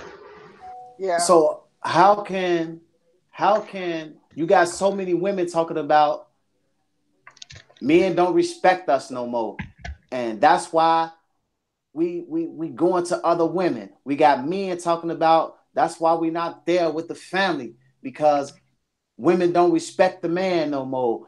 You know, they degrade us, they look down on us. But how is it possible that you can expect some type of respect when you don't even respect yourself? But see that is that's the $100,000 question for one thing. But the other thing is this: when they're demanding respect, but they're not giving it, then they're Okay. not being honest. They're not being honest. You can't demand respect if you don't give it. But if you are allowing that and you're making excuses for it, then you have to look within yourself and find out why. Why is that okay with you? Why is it okay for you to accept that from somebody or to give it out? I don't want nobody around me that can't respect themselves first. Because if they can't respect themselves and I see that, they're not going to give me any respect. So I don't want them around me because it's going to take it to another level. And why go there if you don't have to go there? True. See, you have to True. be conscious of your surroundings, your environment, and who you have around you. If you know that certain elements are a problem, and you know because you've been in a situation where you're around different people from all different walks of life, you was Mm-hmm. around that. So there was nothing to separate y'all in there. So you had to find out how to survive in that environment. And in order to survive in that environment, you had to get your respect and know how to give it and when to give it and when to get out the way so that you don't get no more time than what you already had. Indeed. So that comes with growth. That comes with knowing yourself. That comes with being able to identify what is not cool, what you don't need in your space. And once Okay. you identify that and you are peaceful and identify yourself and know yourself, then you know what you will accept and what you won't accept. Knowing And your when worth. people understand that, then they will not approach you like that because I don't get approached like that. And those that want to call me one, they can do that. But that's not going to make me jump and call them one back. And because that's not who you are. That's not what I'm about. Now, they want to see a dog bark, they can go buy them one. They sell them every day in the pet store. The right way. The That's type why, of mama. animal that I am, they don't sell in the pet store. Mama. That's why I always say it fits perfectly with that term. It goes back to the way a person dress. You dress the way that you want people to address you. Yes. Yes. So if you Yep. Talk out here about with it. you got your pants sagging and your underwear showing, and you're out here with your head cocked or and all this smoking blunts all out in the street, then people gonna address you in that fashion. They're gonna That's right. approach with cautions. But if you out here trying to show some type of respect about yourself, I mean, appearance is the first thing. That's the first thing a person see about you before you even open your mouth. Appearance. How you carrying it. Right. And I tell that to ladies all the time. You walk out here with this super tight painted on outfit, or you got your titties out, you got your butt out, or you got your stuff hugging on your stuff where there's a print. And then when a gentleman, I ain't gonna call him a gentleman, but when a male makes reference to it, oh nigga, you don't know me, you disrespectful, but this the attention you seek. And the same with guys. You want to talk about the police this or the police that, or I tried to holler at this other female, she turned her nose up to me, she was all bougie. You walked up on her, you know, you got $1,000 worth of jewelry on, but you getting off the bus. They perpetrated. Right.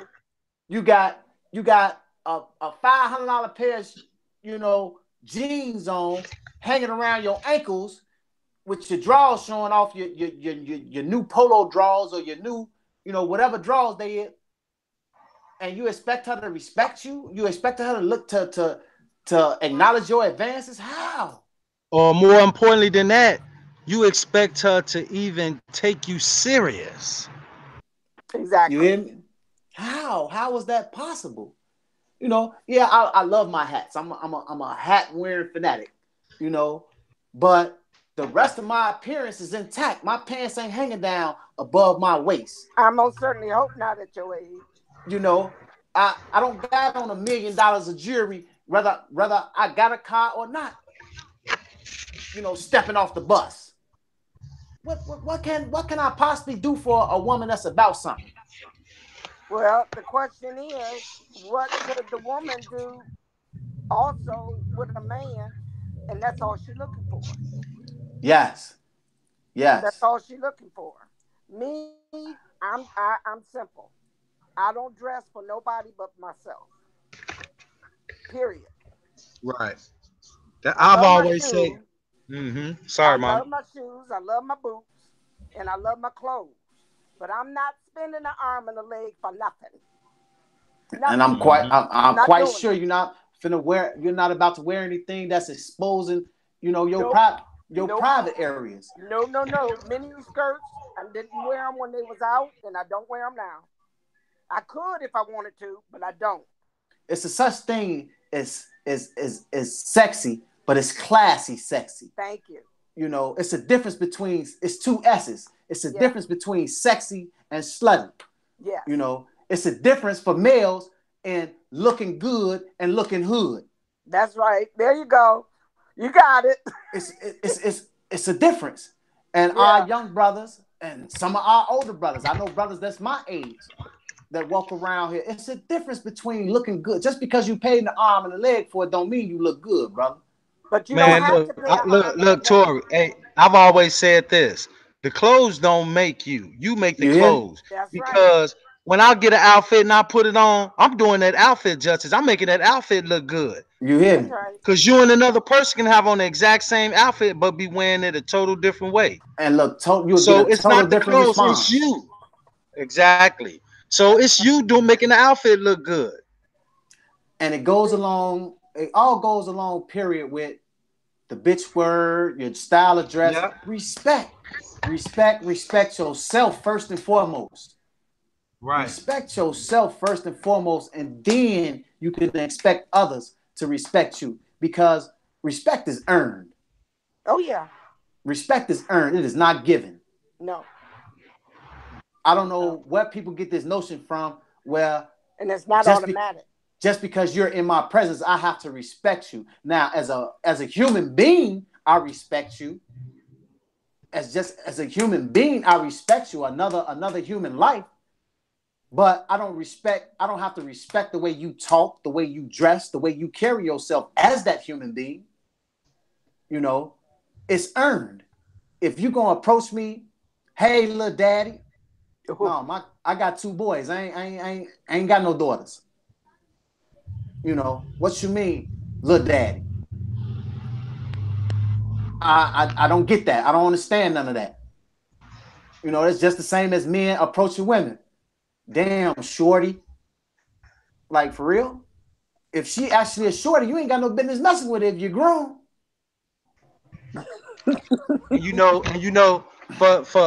And and I can say this from a male perspective. The women, with the guys calling the women bitches, and hoes, if the women would just stand up and I'm not even going so far as the women's the guys seeing the women or hearing the women do that amongst themselves. But if the women would stand up and just show the guys, look, that word bitch don't apply to me. That word hoe don't apply to me. We not gonna tolerate it. We not gonna accept it. Not even from you. That's Talking right. about all the men. Now, Period. if the women would do that, then the men, I'm talking about the real men, would have no choice but to put it to a cease. I'm gonna tell you what an older woman told me. She say, believe it or not, young man, we can run this world.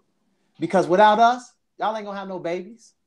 See, we can take y'all sperm cells from the clinic and create babies. Actually, We don't need y'all for nothing. But we do, in a sense, because we're not men. We can't be strong. We are emotional creatures. And that's what men come in with the testosterone. But if you're not going to be a man, if you just as much as woman as me walking around talking about bitch this, bitch that, what do I need you for? well, nobody is an island. They can't live in this world by themselves. At all. So unless you gay, unless you gay, then yeah, man and a woman do need each other. Not Period. just sexually, but emotionally and for spiritual Yeah. growth and True. emotional growth. Yeah. Yeah. Now, I'm not married now, but my ex-husband and I, we are the best of friends. Best of friends. We had our son. My son, he's 40 now, um, but he hasn't adjusted himself out here since he's been out. He hasn't adjusted. He's only been out a year, going on a year and a half. So he hasn't been out. He spent all his 20s inside, 20s and most of 30. So he hasn't adjusted. I watch him and I look at him sometimes and I don't say anything because he's 40 years old. I got to treat him as an adult, not just as my son. But a lot of times I have to bite my tongue because the way he is not the way I showed him, and it's not the way I raised him. And that's the majority of, we diving into a whole nother section, which you just hit home for me because, I was gone the end part of my teenage years, all of my 20s, half my 30s. So at, February 25th this year made 7 years that I've been home. I'm still adjusting. Yeah, You yeah. know, I'm I'm blessed to be strong because of the way my mother raised me and the way my father raised me and the way my stepfather raised me, because my stepfather played, you know, a great deal in who I am today. But I'm still evolving today as a man. But but you're supposed to grow every day that you open your eyes. Yes. When you close your eyes at night, you're supposed to have learned something that day. But a lot of our young women, I'm just not gonna say young women, but women in general, a lot of our men in general feel like once you turn 21, I'm a woman. I'm a No, man. I made a baby, so I'm a man. no, You know, Age legally, don't got nothing to do with it. age ain't man, got nothing to do with being a man and a woman. any fool can make a baby. Any Anybody, woman, well, you don't have to be 21 to make a baby. exactly. That's just what And the law say. That's just what the that's that's just that's what right. the The law law say. say That's you're that's grown. yeah. Yeah. But that's what I'm saying though. Like these young women, these young men at 16, 15, 14, having baby. I'm a man now. I'm a woman now. That child don't make you. You just a baby having a baby. You still don't know nothing about nothing because at Right. 43, and I'm highly intelligent, I'm still evolving as a man. I'm still have flaws that some men don't have. I haven't got to that level. But the key is I'm reaching to get to that level. That's the whole point. I'm reaching. I'm learning how to get to that level of not having this flaw anymore, or that flaw, or trust issues, or it takes time, but you gotta want it, and then wanting it, you gotta go get it. It don't just you wake up, wow, I'm a man. No, that's not how it happens. You got to fall, and when you fall, you got to learn how to get back up. I made a post the other day. I don't know if you've seen it, Marco. it says, don't let your past be just that, your past. Don't let your past continue to have you as a failure. That's right. Mm-hmm. We all make mistakes, and some people don't go to the penitentiary, for their mistakes. Their mistakes wasn't enough for them to go to the penitentiary, but it was a mistake, nonetheless, that cost them in some shape, form, or fashion. Mm-hmm. It's not what you do. Once my mama tell me this all the time, it's not what you do, after the mistake. It's how you rectify the mistake. Do you continue to make the same mistake over and over again? And that goes along with that bitch word. We giving knowledge to the people that is not cool. How many of us gonna continue to use it? You But know? see, when there are things that you have no control over, you don't have control over other people, but Mm-hmm. you have control over yourself. And we live in an imperfect world. It'll never be perfect. Never. So the mistakes that we make, some we can rectify, and some we can't rectify all the way, but we can rectify it in a way. And You we made me. learn. You have to learn. You have to learn and grow. Look at your mistakes and say, okay, I erred here. Now I got to do something different so that I don't make that same mistake. Because we're going to always make mistakes as long as we breathe. And if you Mm-hmm. think that we're not, that's a fantasy. Because we only people. We only people. And we're flawed. We were not made perfect. And we're not in a perfect world. We got a lot of things against us. And most of the time, we are our biggest problem. I've gotten my way so many times since I've been free.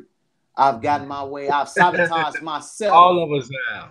At so many at times. some point, in some time in life, and that's that pride. Pride Yes. is just Ooh, that we. pride in us. And you both know the term. I think I brought it up the other day. That smokeless fire inside of us. That's right. Mm-hmm. Sometimes Because that come from that pride.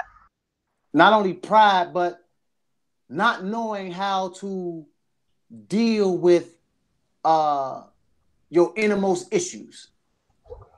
And what I mean, but I'm gonna give an example because I love talking about myself because I use this as my sounding board. It But feels that's good to okay.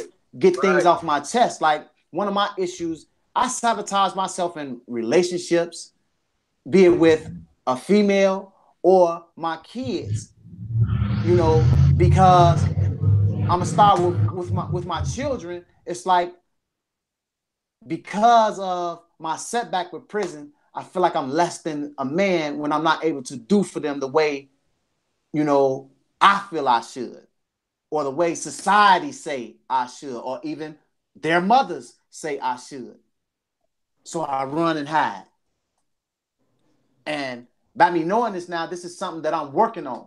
And in my relationships, the average man that grows up, that wants something out of life, grow up to learn. My cousin and I had this conversation, and he brought up a valid point, something I just learned a week ago. He said, cuz, we are the same person. We got the same temperament. We got the same attitude. The only difference between us is you spent your years in prison. I spent my years in the armed forces. And in the armed forces taught me brotherly love and uplift our brother and accept the next man, be white, black, Chinese, whatever. You grew up learning you got to watch everybody because everybody around you is a crook, some type of convict, being slick. So everybody around you is suspect. And it came along also with, issues that I have with, family members or what have you. So when it comes to females, I'm always watching like, yeah, you just waiting. You just waiting to go do something. I know you is. I know you waiting to talk to that next dude. I saw you look at him because this was my mindset. Trust That's your nobody. insecurities. And that's what it is. Yeah. And now that I'm aware of that, I'm dealing with them. And it feels better because I watch how my different relationships, and I ain't just talking about my intimate relationships. I'm talking about with my mother, with, you know, my sisters, my brothers, my relationships are starting to become better. They're not great, but I see them going the other way because, like you said, Mama, just I have no control over what the next person does. None. I only have control of me. That's right. So knowing that I have control over me, if I'm able to look in the mirror, something I talked about the other day, and say, hey, I'm happy with Torian. I can't worry about whatever woman I'm involved with is doing. I can't worry about how my mother feels about how I'm living. If I'm truly happy with how I'm living, then that's the only thing I can worry about. If I know I'm doing everything in my power to do righteous, I can't worry about what Joe Blow and them saying about me. Because in reality, if people constantly talking about you and you know for a fact that you're doing right, hey, that's just a stamp saying you're doing something right because people talking about you. And to piggyback off of that, you can't concern yourself about what somebody else think that you're doing or not doing, because, like I said, it starts with you. It starts with ourselves. We have to be okay with ourselves. Like I said, you grow every day. You're supposed to. At least you're supposed to grow every day. Trust issues, everybody has them, and there's certain circumstances that we take from life experiences, and that causes the walls to go up, the insecurities within ourselves, whether it be with our just ourselves or with our surroundings or with people around us, trust issues, all those things come with life experiences. And once you realize and you analyze what you are doing and what has been done and what you've gone through, then you take the step to heal yourself and take that luggage that you've been carrying around with you, and you get rid of that luggage and you put new luggage in there that doesn't have any rocks in it. And that's how you build. And that's how you grow. And then you give respect. It's not guaranteed that you're going to get it, but that you will. And as far as relationships are concerned with the opposite sex, it takes time. It takes time to, when you're intimate with somebody or you're going to be intimate with somebody, respect is not automatic. Total respect is not automatic. Never. It has to grow, just like everything else.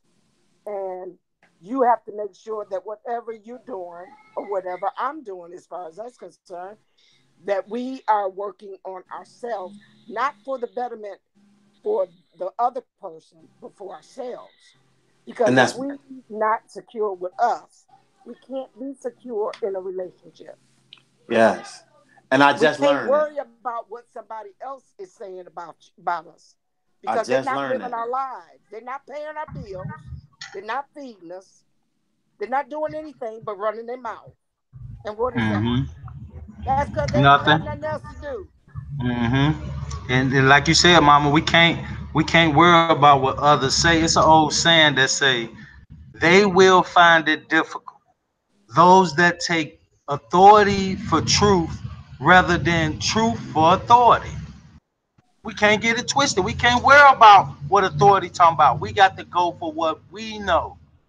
That's At right. some point, at some point, we got to go for what we know. That's We right. got another queen just popped up on the panel. Empress, how you Queen doing, Empress. Empress?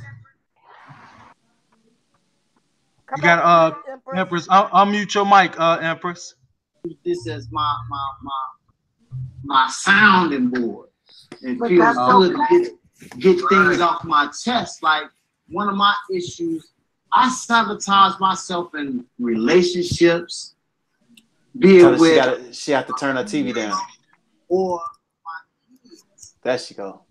You know, because I'm gonna start with my children. It's like Empress, you there? Yeah, I'm here. Who's got How their you? TV on? That's that's Empress. Empress, I think you got something playing in the background, Empress.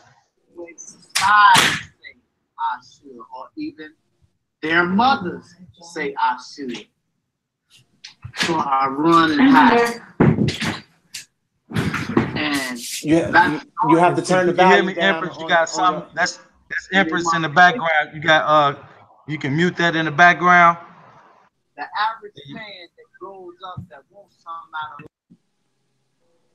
She muted herself. Yeah, you muted yourself. When you get it straightened out, Queen, you can pop back on the panel anytime you get ready. But yeah, we got to go for what we know. We can't be worried about or trying to keep up with the next person. And like Tori and Will was saying earlier, and we see it all the time, especially here in Chicago. You'll see a guy standing on the bus stop with a 15, literally win $1,500 on his body, whether it's from shoes to outfit and everything. But this guy is waiting on the bus. That's priorities. And not just older people. You'll see some I mean youngers, you'll see some older people doing that stuff. Yeah. I know. The thought won't even cross their mind. Hey, if I can wear $1,500, why not buy me a cheap little car and try to ride $1,500? There you go. There you go. But you know, we're on the topic. We're on the topic of respect because it's a big issue everywhere. And mainly on this YouTube, we have been through it. Mama Justice, you know, we've been through it. We've been through Yeah. it, but you know, it's a topic, you know, that need to be tackled, not just discussed. It needs to be tackled, and it's like they throwing it in our face everywhere we turn. We hearing it on the radio, the television, everywhere. It just bitch, bitch, bitch, bitch, bitch on both sides. Yes. I'm surprised we don't even see how bold these government officials are. And believe me, it's coming. They doing far more worse than that. But I'm surprised we don't see them on TV doing it. That's because they are some of the main people behind the scenes promoting it. But it become too comfortable everywhere. And like I said, and mainly with the queens, I gotta say that when the queens stand up and demand for the men, the kings to just say, hey, y'all not gonna call us this, y'all not gonna look at us like this, because we damn sure not that. And vice versa, the brothers too. At some point, that word is not just used for women. Let's just keep it real. That's true. That, It's that, not. that word go for men too. But you know, when we just stop looking at each other and then looking at as ourselves, not gonna really feel comfortable addressing somebody that in that fashion unless you comfortable with someone addressing you in that fashion. You ain't finna be your friend or a sister or brother, whoever it is. You ain't finna be like, "What's up, bitch?" or "What's up, hoe?" or "What's up, you Oh, bitch ass nigga." You're mm-mm. not finna even feel right addressing him. I wouldn't even feel right addressing Tory like that. That's disrespect. That's disrespect because what comes behind that? Tory gonna be like, if I be like, oh, what's up, man, you bitch ass nigga, he gonna be like, oh, I'm chilling, you bitch ass nigga. I don't like it, and he don't like it. And then what So, happens when the person get comfortable because they weren't checked by the person they talking to? right, The and person more get comfortable. before that, even before that, mama, you gotta check yourself. Yeah. You gotta check yourself. Yeah. You gotta check yourself. Where look, I know I ain't this, so I ain't even finna be addressing nobody, man or woman like that. I'm not even finna do it because I don't want nobody addressing me like that. That's I'm right. not even Facts. finna, and before that, I'm not even finna carry myself in that fashion to make people think that I'm that person or I carry that I'm comfortable with that title. I'm not, and speaking from a man's perspective, I'm not. It's not cool that a lot of us men out here and we literally acting that way. Yeah, Dead weight. Speak. Speak. But and it Definitely goes on true. both. It goes on both parts, and I just say, man, look, if we just look at ourselves differently first, and then it all starts with self, and then we'll start seeing things different, start acting different, and respecting each other. And we all know, come on now, some people we just can't respect. Some people just don't deserve respect. Let's just keep it real. but those And that don't, that I don't stay mean out their orbit. right, right, I keep bam, them there you out of go, my. mama. So if we know that this person don't deserve respect, so we just stay out their way. That don't necessarily means that we have to disrespect them. We just don't No, respect them. and I don't deal with them. Right. And if we're not dealing with them, there would be no need to even disrespect them. That's So right. we don't have no respect to offer you, and we're not gonna waste time disrespecting. That's right. That's a waste To of time. That's a waste of time, energy that can be spent somewhere else doing something more positive. And to piggyback on that, like we also have to be very, very cautious and conscious of whom, you know, that we are. Excuse me, 1 second, y'all.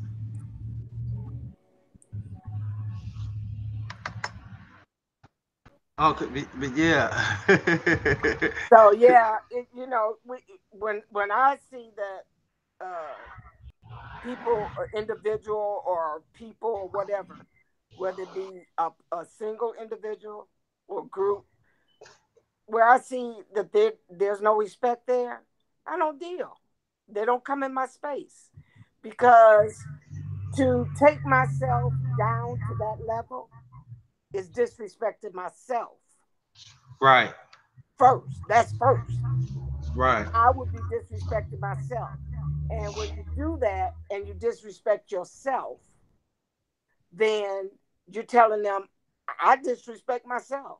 So So it's it's cool okay for for you you to to do it. disrespect. Yeah. So it's cool for you to do it. And I'm And not you know, giving it all nobody the okay for that. right. And it's just like, okay, if I see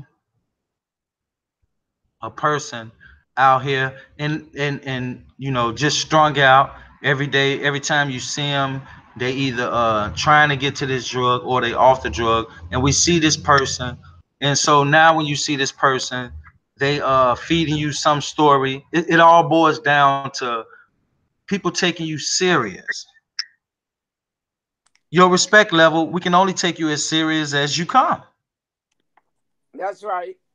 Can only take you as serious as you come. So if you come in strung out all the time, so now when we see you, and I always say this, mama, and I learned this from a book that I have studied many of times. Most people look how we act. Most people we look how we act. And to add on to that, just think of somebody that you know that always acting like a damn fool. Now picture that person.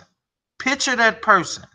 So now you know that this person always acting like a damn fool. When you see them, they're gonna start looking like a damn fool.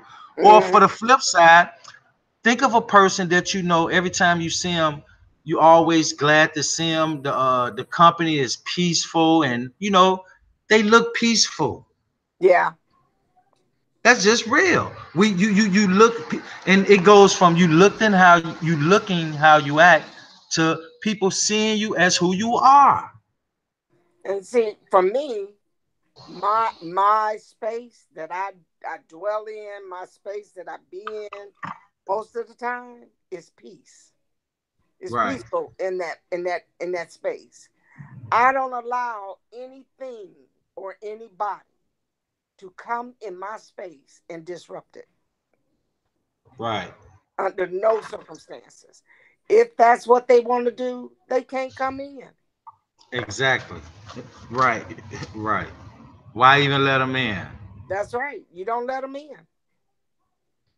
And if you And I've let al- them in and you find out they are disruptive, you have to see their way out.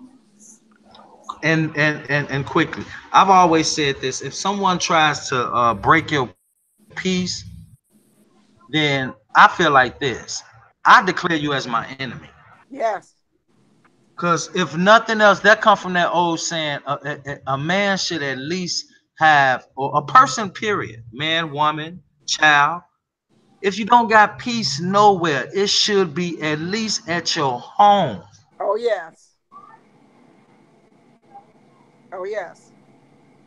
But see, disruptive people, and I know you disrupted. You're not coming in the door. I Right, don't care who you are, what your name is, what your station is in life. You're not coming in here. right. And peace, and it goes back to respect and peace. And when and it goes still back, and we sticking on this topic. When we use that word, those derogatory words to each other, that's still disrespecting, invading, crossing the line, or whatever we want to call it. Somebody peace. Yeah, And it see, is. and going back to what I was saying before I was interrupted, and you guys came full circle again, we have to be very, very cautious about whom we surround ourselves with. Because the old saying goes, you are the company that you keep. You may Absolutely. not, you may You're not right about be, that. you may not be a nigga, you may not be a whore, or a thug, or none of those things that we hate to be called. But look at the people you hang around. Yeah. If Yeah. if I'm viewing this group of women over here, and I know this one young lady, when we're conversing or hanging out or whatever, this is not how she carry herself, but I'm seeing her around these women that carry themselves in a derogatory manner, you know, or anything less than a woman. I'm gonna look at you side eye, You're gonna get mixed signals. and it's Yeah, and because and they it's send them mixed signals. and the same goes for us. If I'm saying I'm not a gangbanger, I'm not a thug or none of that, but all the guys I'm hanging around and this is who they are, Then why I'm are gonna you give with them? people I'm gonna give people the wrong impression. Don't get me wrong. I have friends, that still indulge in certain things that I don't agree with. So what I choose to do is greet them. Hey, what's up, brother? How you feeling today? Or don't get me wrong. What's up, G? Or whatever it is, the title they carry, and I keep it moving because I'm not gonna pretend like I'm better than you because you still doing this. You just haven't got the knowledge that I've gotten yet. Or the So growth. exactly the growth. The So I Right. can't growth. look down my nose at you. No. I'm not gonna do that because I'm not better than you. You know, I just found growth away from those things. You know, in time, and you just haven't went through that yet. But we And just have to be. because, go ahead. I was just gonna repeat what I said. We have to be cautious about the company that we keep. And Yeah, just, just you are the because company you keep.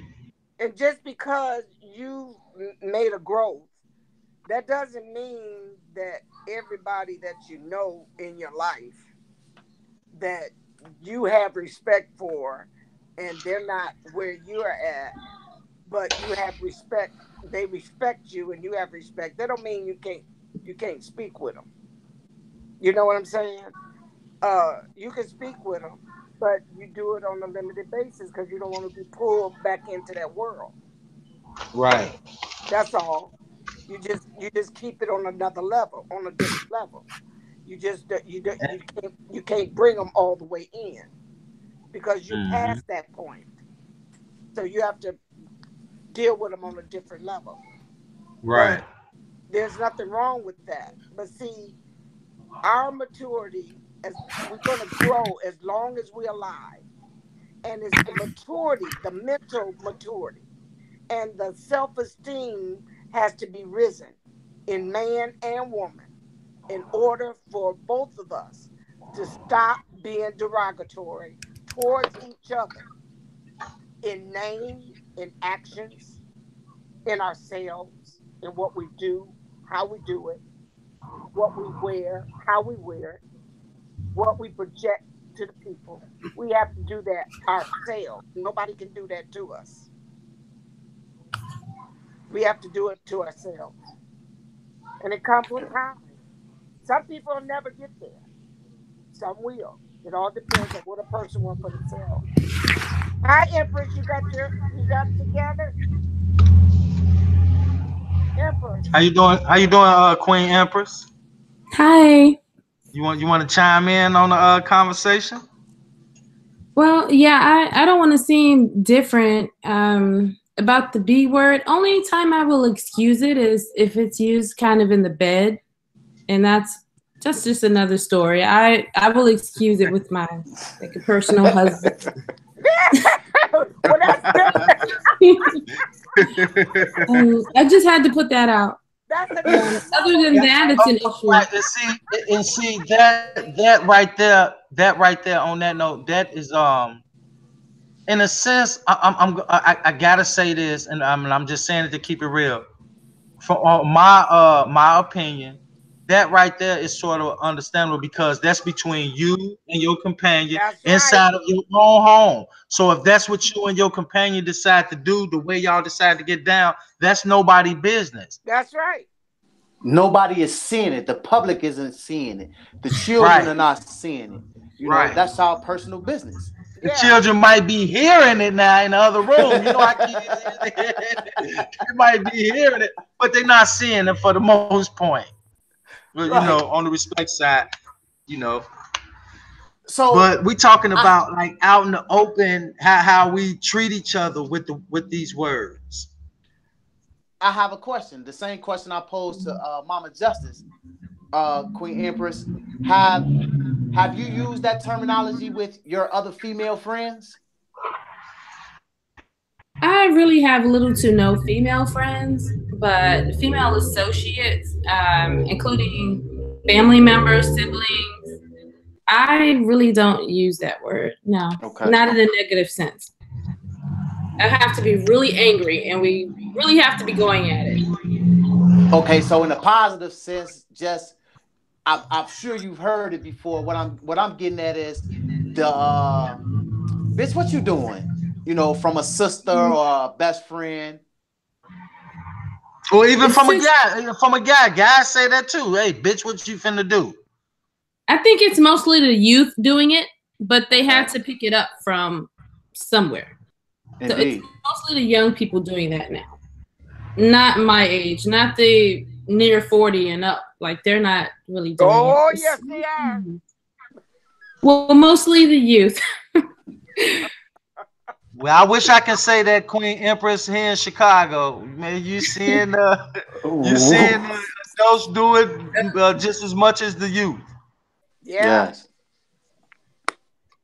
I agree. Oh, And I'm it's not in sad. Chicago. It's a nationwide thing. Like, you Yeah. know, Yeah.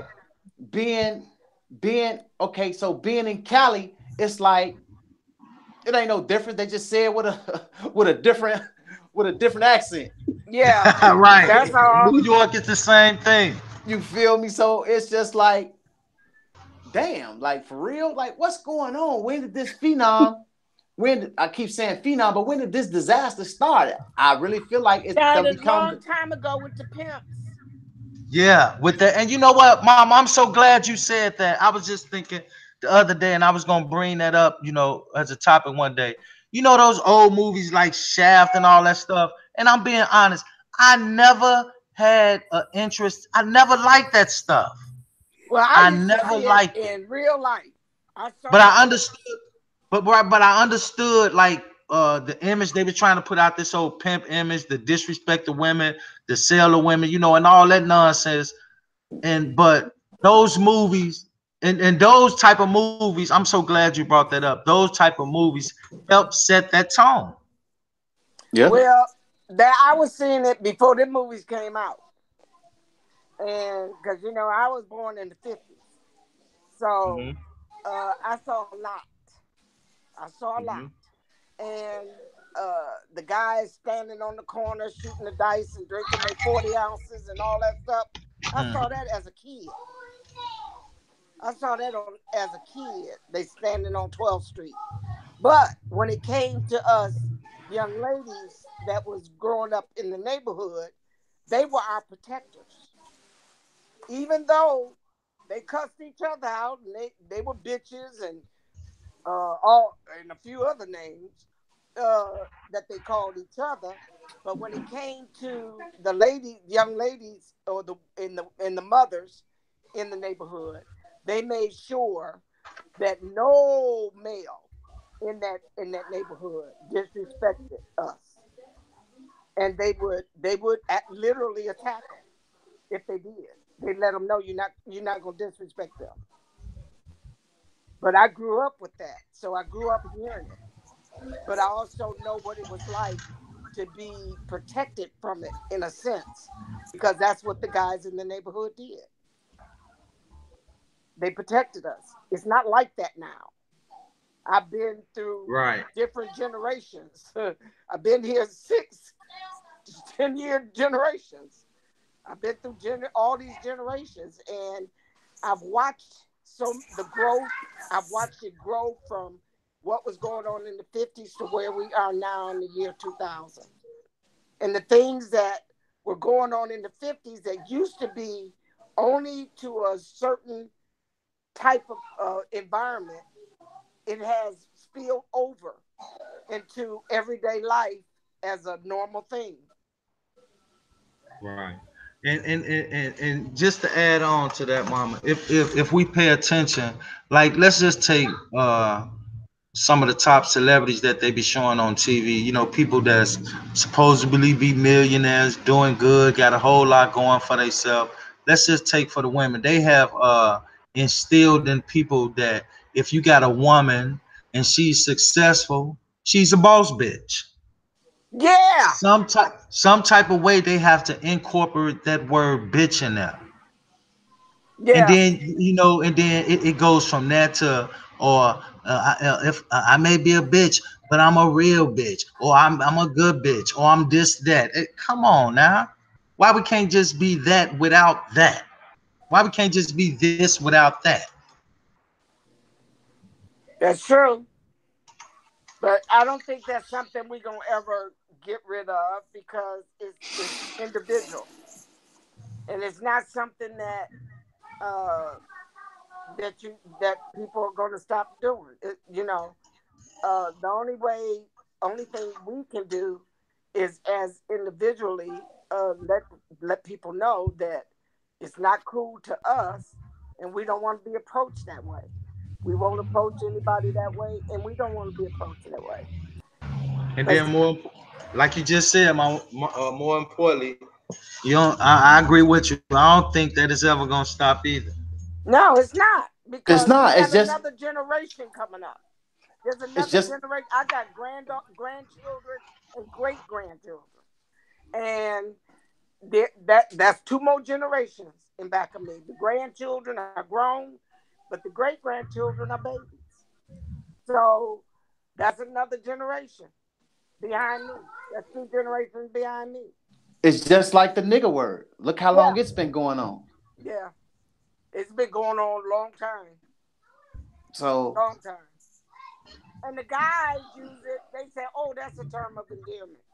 Really? Right. Oh, that's my nigga. What's up, my nigga? And Yeah, now you'll yeah. see it on TV, and they just profited. They profiting off of it so much now that what? It look cool now. It look like it's not that bad of a word now, because why? We're seeing it on TV, so it can't be that bad. And We then can what? remember a time when they wouldn't allow cussing on TV. So now when we see bitch and hoe and all these words on television, it's not that bad no more. And then to piggyback off of what you just said, Marco, um, uh, you watch the people on the rappers when they in music, people in the music business and stuff like that, when they talk to them, the black entertainers, Hmm. they have the nerve to say you can't use that word if you're not black. Right, right, I right. didn't know that it was okay to use You that. know why they do that? Because that's a form of reverse psychology. That's That's a way of bullshit. them saying, right. That's a way of them saying you can't use it if you're not black. And so if you black, it's okay for you to use it. Yeah, but that's a We're gonna make out. derogatory term. Yeah, it is. It is. But It you know what's absolutely funny? is. You know what's funny? Okay, I give it about maybe 6, 7 years ago, even longer than that. I've heard a lot of people saying, if you're not black, you can't use that term, and so on and so forth. But now it's so far as like your rappers, your actors in everyday life, whites, Chinese, Hispanics, they nigga this, nigga that, nigga this, nigga, and I'm like, and then groups amongst, blacks, like, and the, and it's cool. So it's like it's not big no more for you to say, oh, if you're not black, you can't use that word. They using it like any other word now. And the part is they not just talking to uh other blacks saying it, they talking amongst each other. I done seen, Marco, you and I both done seen this where Latinos and whites talking amongst each other. Man, nigga, this, that, and the third, or nigga, and you look at them, it's two white guys talking to each other, or white. I done seen, white females. Oh, that's my nigga, and da da da da. Wow, for real? I gotta laugh because it's like time, and I said it the other day, it's no longer a black and white matter anymore. It's the powers that be. But this is a situation where, it's just unheard of. Like, it's just not cool. What made, again, the $1,000,000 question, when did it become cool? And to us, it's not cool, but to so many others, it is. But you know what? Check this out.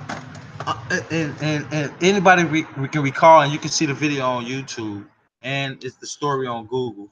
Before Michael Jackson died, he had told a story, and the story was that when he was in the studio, talking to executives, and he didn't say a name, but everybody came to realize that he was talking about Rick Ross. So Michael Jackson Excuse me. said, this rapper, this up and coming rapper, came in the studio, and um, what was the guy name? The executive, one of the big executives at Sony Records, was calling the rapper, telling him, "Are you big black nigga? You fat black nigga? That you gonna do this? You gonna get in the studio? You gonna rap about this and you gonna rap about that?" Now that's crazy. And Michael Jackson said the dude just sat there and went for it. Now let's go all the way back. Some of y'all may know him, but let's go all the way back to like Too Short. Anybody remember the rapper Too Short with the Yes, music I that he remember him. came out with? Now, just think about the type of music that Too Short came out with. Derogatory, Right. Not only that, Profanity. not just that. The music, offensive. the music that Too Short came out with, it I mean, just look what it did. Look what it stood for. Look what it how it not only he made it sound cool by saying it over a beat, because that's all he did. He said this stuff over a beat. Yeah, I didn't think it was cool. But no, I'm saying that's what they did. And Too Yeah. Short, when you go back and listen to his story, this guy said when he went in the studio and cut that deal, they told him when he first the type of music that he went in first wasn't even on that level. He said Hmm. they told him go home and write the dirtiest rap, the nastiest stuff, the most disrespectful stuff that he can think of, and then come back. Yeah. And that's what he did. Yeah. Yeah. That's what he did. He went, That's why I say. That's he why I went always bonkers say. with it. Yeah, that's why I say them guys like Ice Cube, Snoop Dogg, not and even a lot of these up and coming rappers. Man, they don't even know what they doing. And then you look at listen to a lot of this music. What they talking about? They talking about killing, how much money they got. They ain't even saying nothing. But what the powers to be doing? They pushing this stuff over radio waves through our brains on a constant level. Why they doing that? Because they know the effects of it. If you constantly hearing this stuff, constantly hearing, you constantly seeing it, what it's gonna do to you? This is Yeah. this becomes your teacher. This stuff becomes your teacher. This all It's you learned listening to. behaviors. Learned Right, behaviors. this all you listening to. You doing more than just listening to it. You looking up to it. You admiring it. You fantasizing about living this way.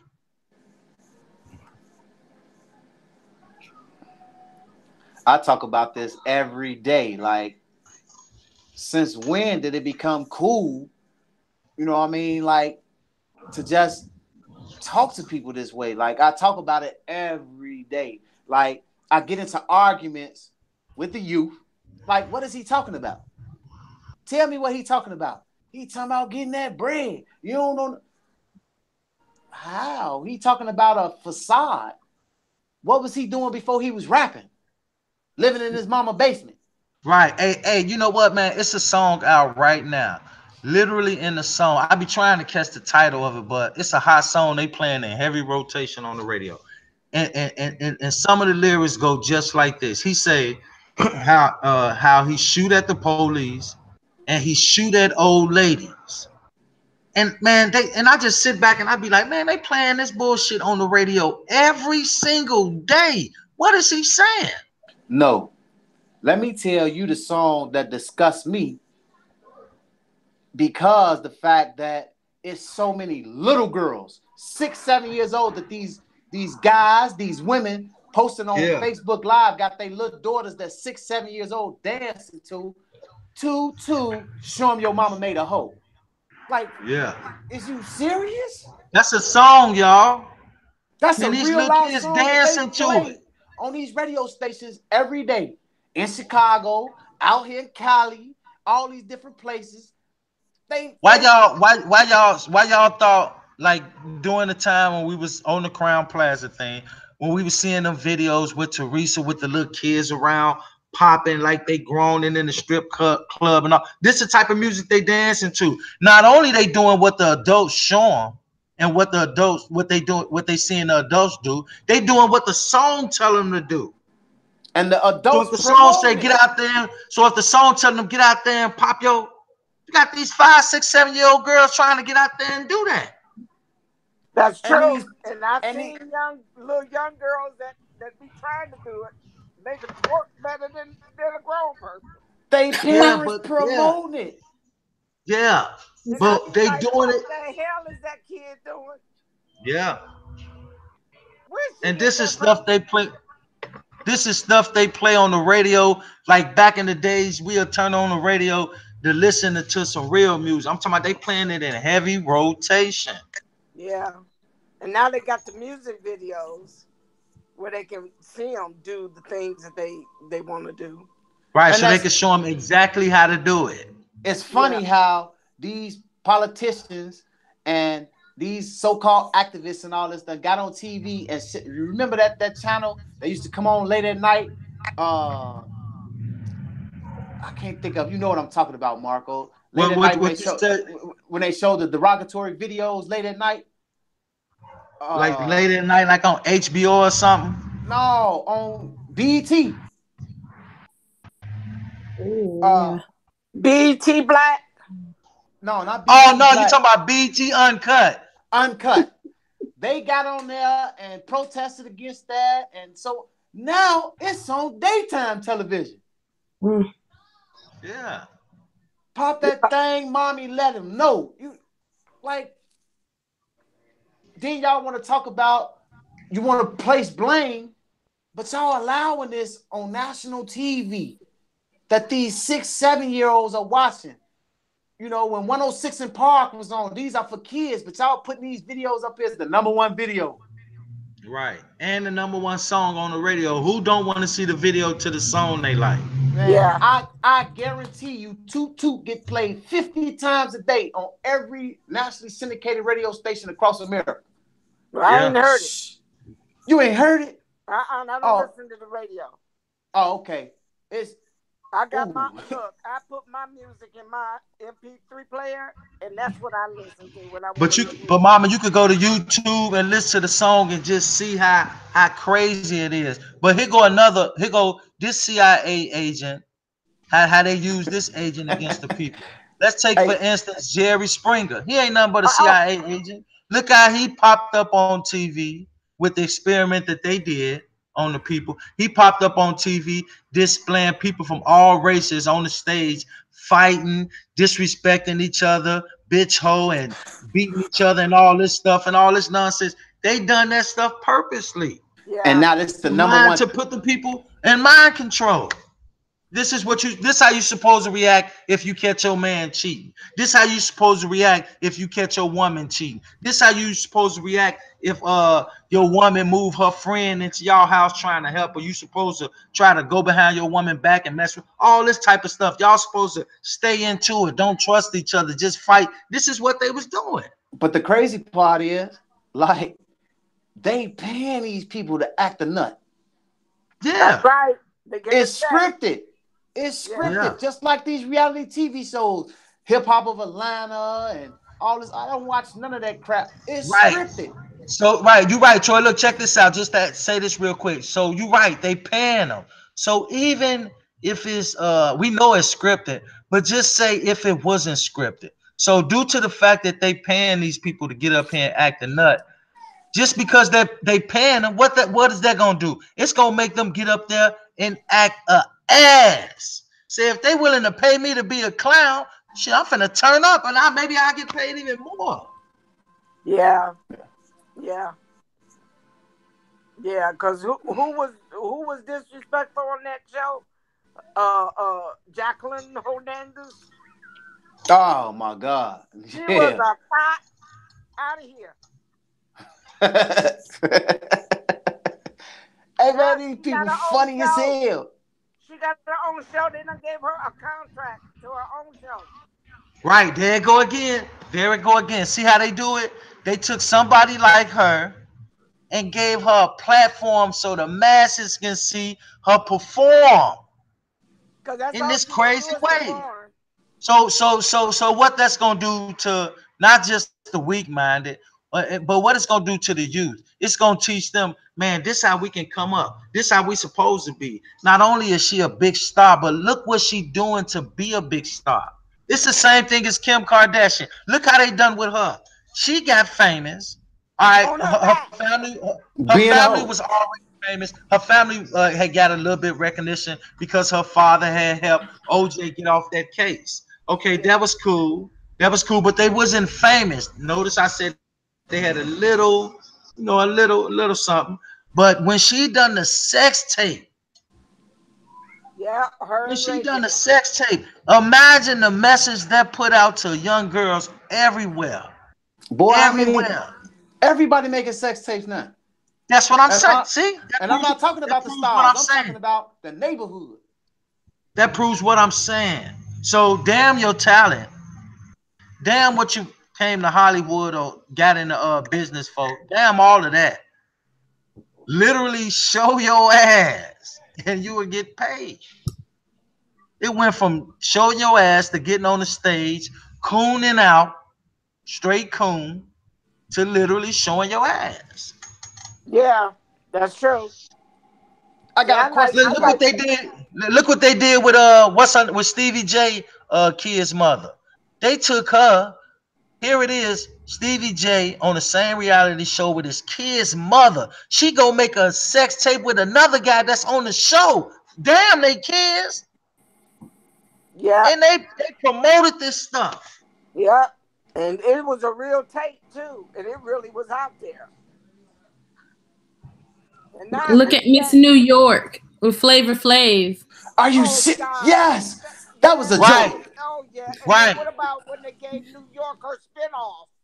right. There it is again. Another trick. So what they did with New York, they said, And then look, and then who married David, the who damn married who, singer, mama? David that was on New York. Oh yeah, yeah, yeah. Oh yeah, Jennifer Hudson Jennifer had a Hudson. baby Jennifer by him. Hudson. Right. But So what now they right. now she's with Molly Music. Right. So look what they did with New York. You right, Mama. Look, what they did with New York. They put her on the platform and just told the women basically you can accept anything. I mean, let's keep it real. Flavor Flav. And Flavor Flav wasn't gonna be with none of them because he was Right. He already was married. married. He was married throughout the whole process. But Right. but look, what they were saying was uh with all that we know of Flavor Flav, just accept anything. And then not only that, they had her come on the show, get disrespected by the other women, get disrespected by him, had her put herself out there. Basically the same thing Kim Kardashian did. Then what? Bam, she didn't even make it in the first one. So she was so thirsty for this She didn't make fame. it in the second one either. Right, she was so that's right. That's what I was gonna say. She was so thirsty for that fame. They gave her a little taste of it the first round. She came back and done it again the second time and got Yeah. treated the exact same way. They slammed the door in her face. And So then she, she you know got what a she spinoff. said? You know what she said? I done showed my ass enough for Flavor Flav. Now it's time to show my ass for myself. That's right. Her and her mama. Hun her Remember mother. her mama started going with one of the guys that she threw away.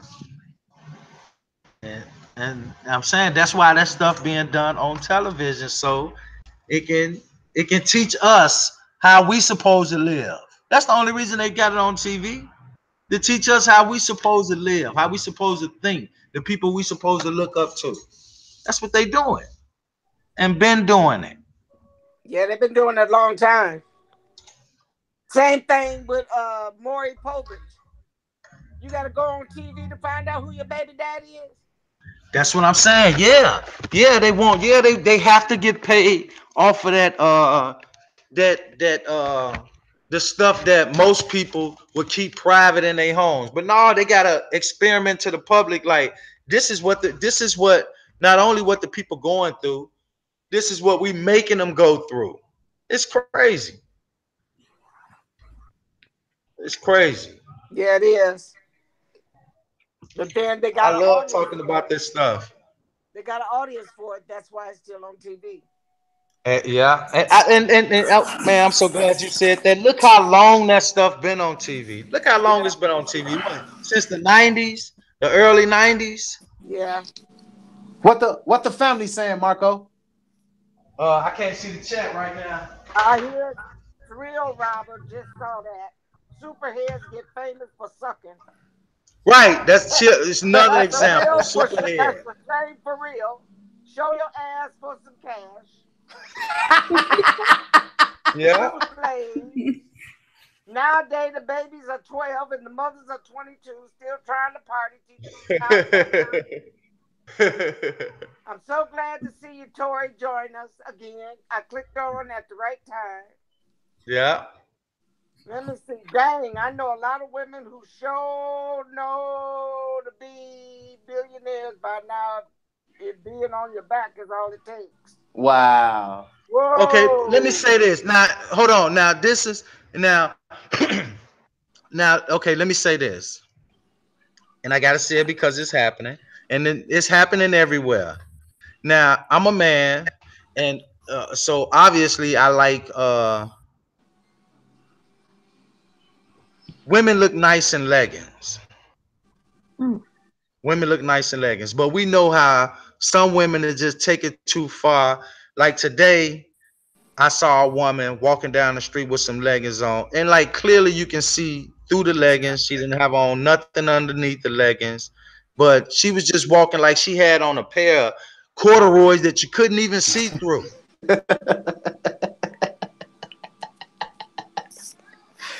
Oh my goodness, This was down man. a busy street. She was just walking along like y'all But ain't this nowhere in the world y'all can see in my business, but you clearly could. but this goes back to what I spoke upon earlier. How she wear clothes. How a The young man respect. dress or how a woman dress. You can't expect when soon as somebody say something derogatory to you, you turning your nose up, male or female. Right. But you wore this specifically to get attention. Right. And not only I'm that, not talking about the leggings. I'm talking about the fact that you wore these leggings that see through with nothing right. on up under them. Right, right. There you go, Tori. That's my point. So that's damn near naked. You might as well say that's damn near outside walking in public naked. Where's the respect? For yourself. But see, Right. it goes back to where we started from. It goes back to the beginning of this entire conversation. Self-respect. You have to have self-respect. I Your mean, but self-esteem has to be and higher just like than that. right, and Mama, just like Empress said when she first came in. Now, now, most men, inside, with your lady, with your wife or whatever, your girlfriend, we love doing the dirty talk, and we played the same type of game like Empress said, with our significant other. But I'm saying, But uh, like what that's I said, private like, though. huh? That's That's cool, private. right? That's private, right? So no, my point is, when like what I seen today, the female walking down the street, just showing everything. That wasn't Now it's private. obvious. It's obvious that men like that. It's obvious us men we like that. But come on now, we do like class. Have some type of class. Speak for your Don't do that speak for yourself. And when I say speak for because yourself, because you know a lot of these guys. Oh, Tori, you ain't gonna look away. No, I'm no, saying I ain't no. saying What I'm right. That's saying why I is, said. That's why what I I'm said true. I said no. Look, hold on. That's why I said yeah. Men, we like that. Of course, men, we like to see that, but we don't like to see our women out in the public displaying it for everybody. Who want their woman out in the street showing everything that only you supposed to see? no, Mama. What I was saying when I was saying speak for yourself, every man don't like class. A lot of these guys like that trash. Right. Yeah, that's Exactly. true. Right. That's Class true. has been replaced with trash. Well, By doing what? Hold on, I got a new slogan. Class has been replaced with trash by simply showing your ass. Oh period. my God. Period. What you think, Queen Empress? You mighty quiet back there. You know I'm you got some listening. knowledge. Put it out there, Queen. If they want that attention, they gonna get it. It's not gonna be good. Yeah, that's true. There you go. And that go. I think Mama Justice had mentioned something about that earlier in the live when she was like, it all boiled down to you seek a certain type of attention, you definitely will get it. Because if you playing in that field, you bound to run into what you're looking for. Hey, what else could you run into? Right. Like what was that joke David Chappelle said a long time ago? You might not be a whore, but you sure you wearing a whore's uniform. Yeah, yeah. So when you got guys and people approaching you in that manner, hey, I don't think most men. You probably some fools will because they fools. But if you got a man dressed in a three-piece suit and he got it nice cut, clean cut, and he ain't even got to be in no three-piece suit. Just whatever he wearing it not sloppy, and he got himself on point. A woman Part gonna look at you like that. She gonna approach you, and it may even keep some certain type of women from even approaching you, which may be a good thing, and it may make certain type of women approach you. Vice Because versa. Same way with a woman. if every time they see you, you in a three-piece suit, that's gonna give the wrong idea to some women. Because then they're gonna say, well, he's never in jeans, he's never casual, he must have something. Right. So they're gonna try to get with him for the wrong reasons. Right. period. That's why I said it may make some women approach you, and it may make some not. Some may not, simply because Mm-hmm. of that. Simply Mm-hmm. because of the way you dress. And they go the same way with women. We may see a woman dressed nice, and some brothers, whether it's confidence or whatever the case may be, may feel like they can approach her. But it may be some bullshit type of brothers that just feel like, oh, this woman she ain't gonna go for my bullshit. And maybe that's alone to keep that a guy from approaching a woman simply because of the way she dressed. Yeah. Pardon me for a second. Hey, I love you all. Uncle Duties are calling. My Yes, my sir. my nieces and them, they running wild. So We about to wrap it up, man. It's getting pretty late, man. We what you say, Mama Justice? What you think? Yeah, we well, yeah. It's 11:30. Yep, you Yeah. all right with that, Queen Empress? Yeah, I enjoyed Mama Justice. Oh, I Oh, enjoyed Beautiful. y'all always. We too. always do. We always do. Let me take a peek at the chat real quick. Shout out to Nina Ray. Always coming through sharing that link. I love you for that. Robert Champion. What's good with it, my brother? Lisa Lewis. Queen Miko, you already know what time it is. You strong soldier, you are a soldier. Lisa Lewis, real Bowman. I love y'all. Y'all already know what time it is. We getting ready to punch out. We hung out for a long time tonight, but we ain't rolling off time. We rolling off what we do within that time. Y'all already know what time it is. Mama Justice, you want to take us up out of here? Close the night out for the family? Yeah, to the chat and to Tori and Will, who had dropped off, and to the Empress, Queen Empress, and to King Marco. I think this was a very productive chat. I think that we gave us some knowledge, uh, and you always bring knowledge, Marco, and you Thank you, always Mama. bring knowledge, Tori. We thank love you, to have Mama. you in our family. We love you to join us. And Will, he's done brought Will here, and Will has spit some more knowledge. So knowledge is something you can never get enough of. And here with this family, we have a peaceful family. We love each other. We speak our mind and we respect each other. And that's the way we're supposed to be. Indeed. Always. Have a good night, everybody. Have a good night, One love, everybody. y'all. Man, Marco, give love me a and peace, call. everybody. Queens, y'all already know. Keep that security tight, Mama. We love y'all. Tori, man, you already know. Queen Empress, man. Anytime we need more of you sisters, queens, to come up on the panel and let's all chop it up together. Is what Mama Justice said. Everybody have a good night. We love each and every last one of y'all. We out. Peace. One love. Peace. One love.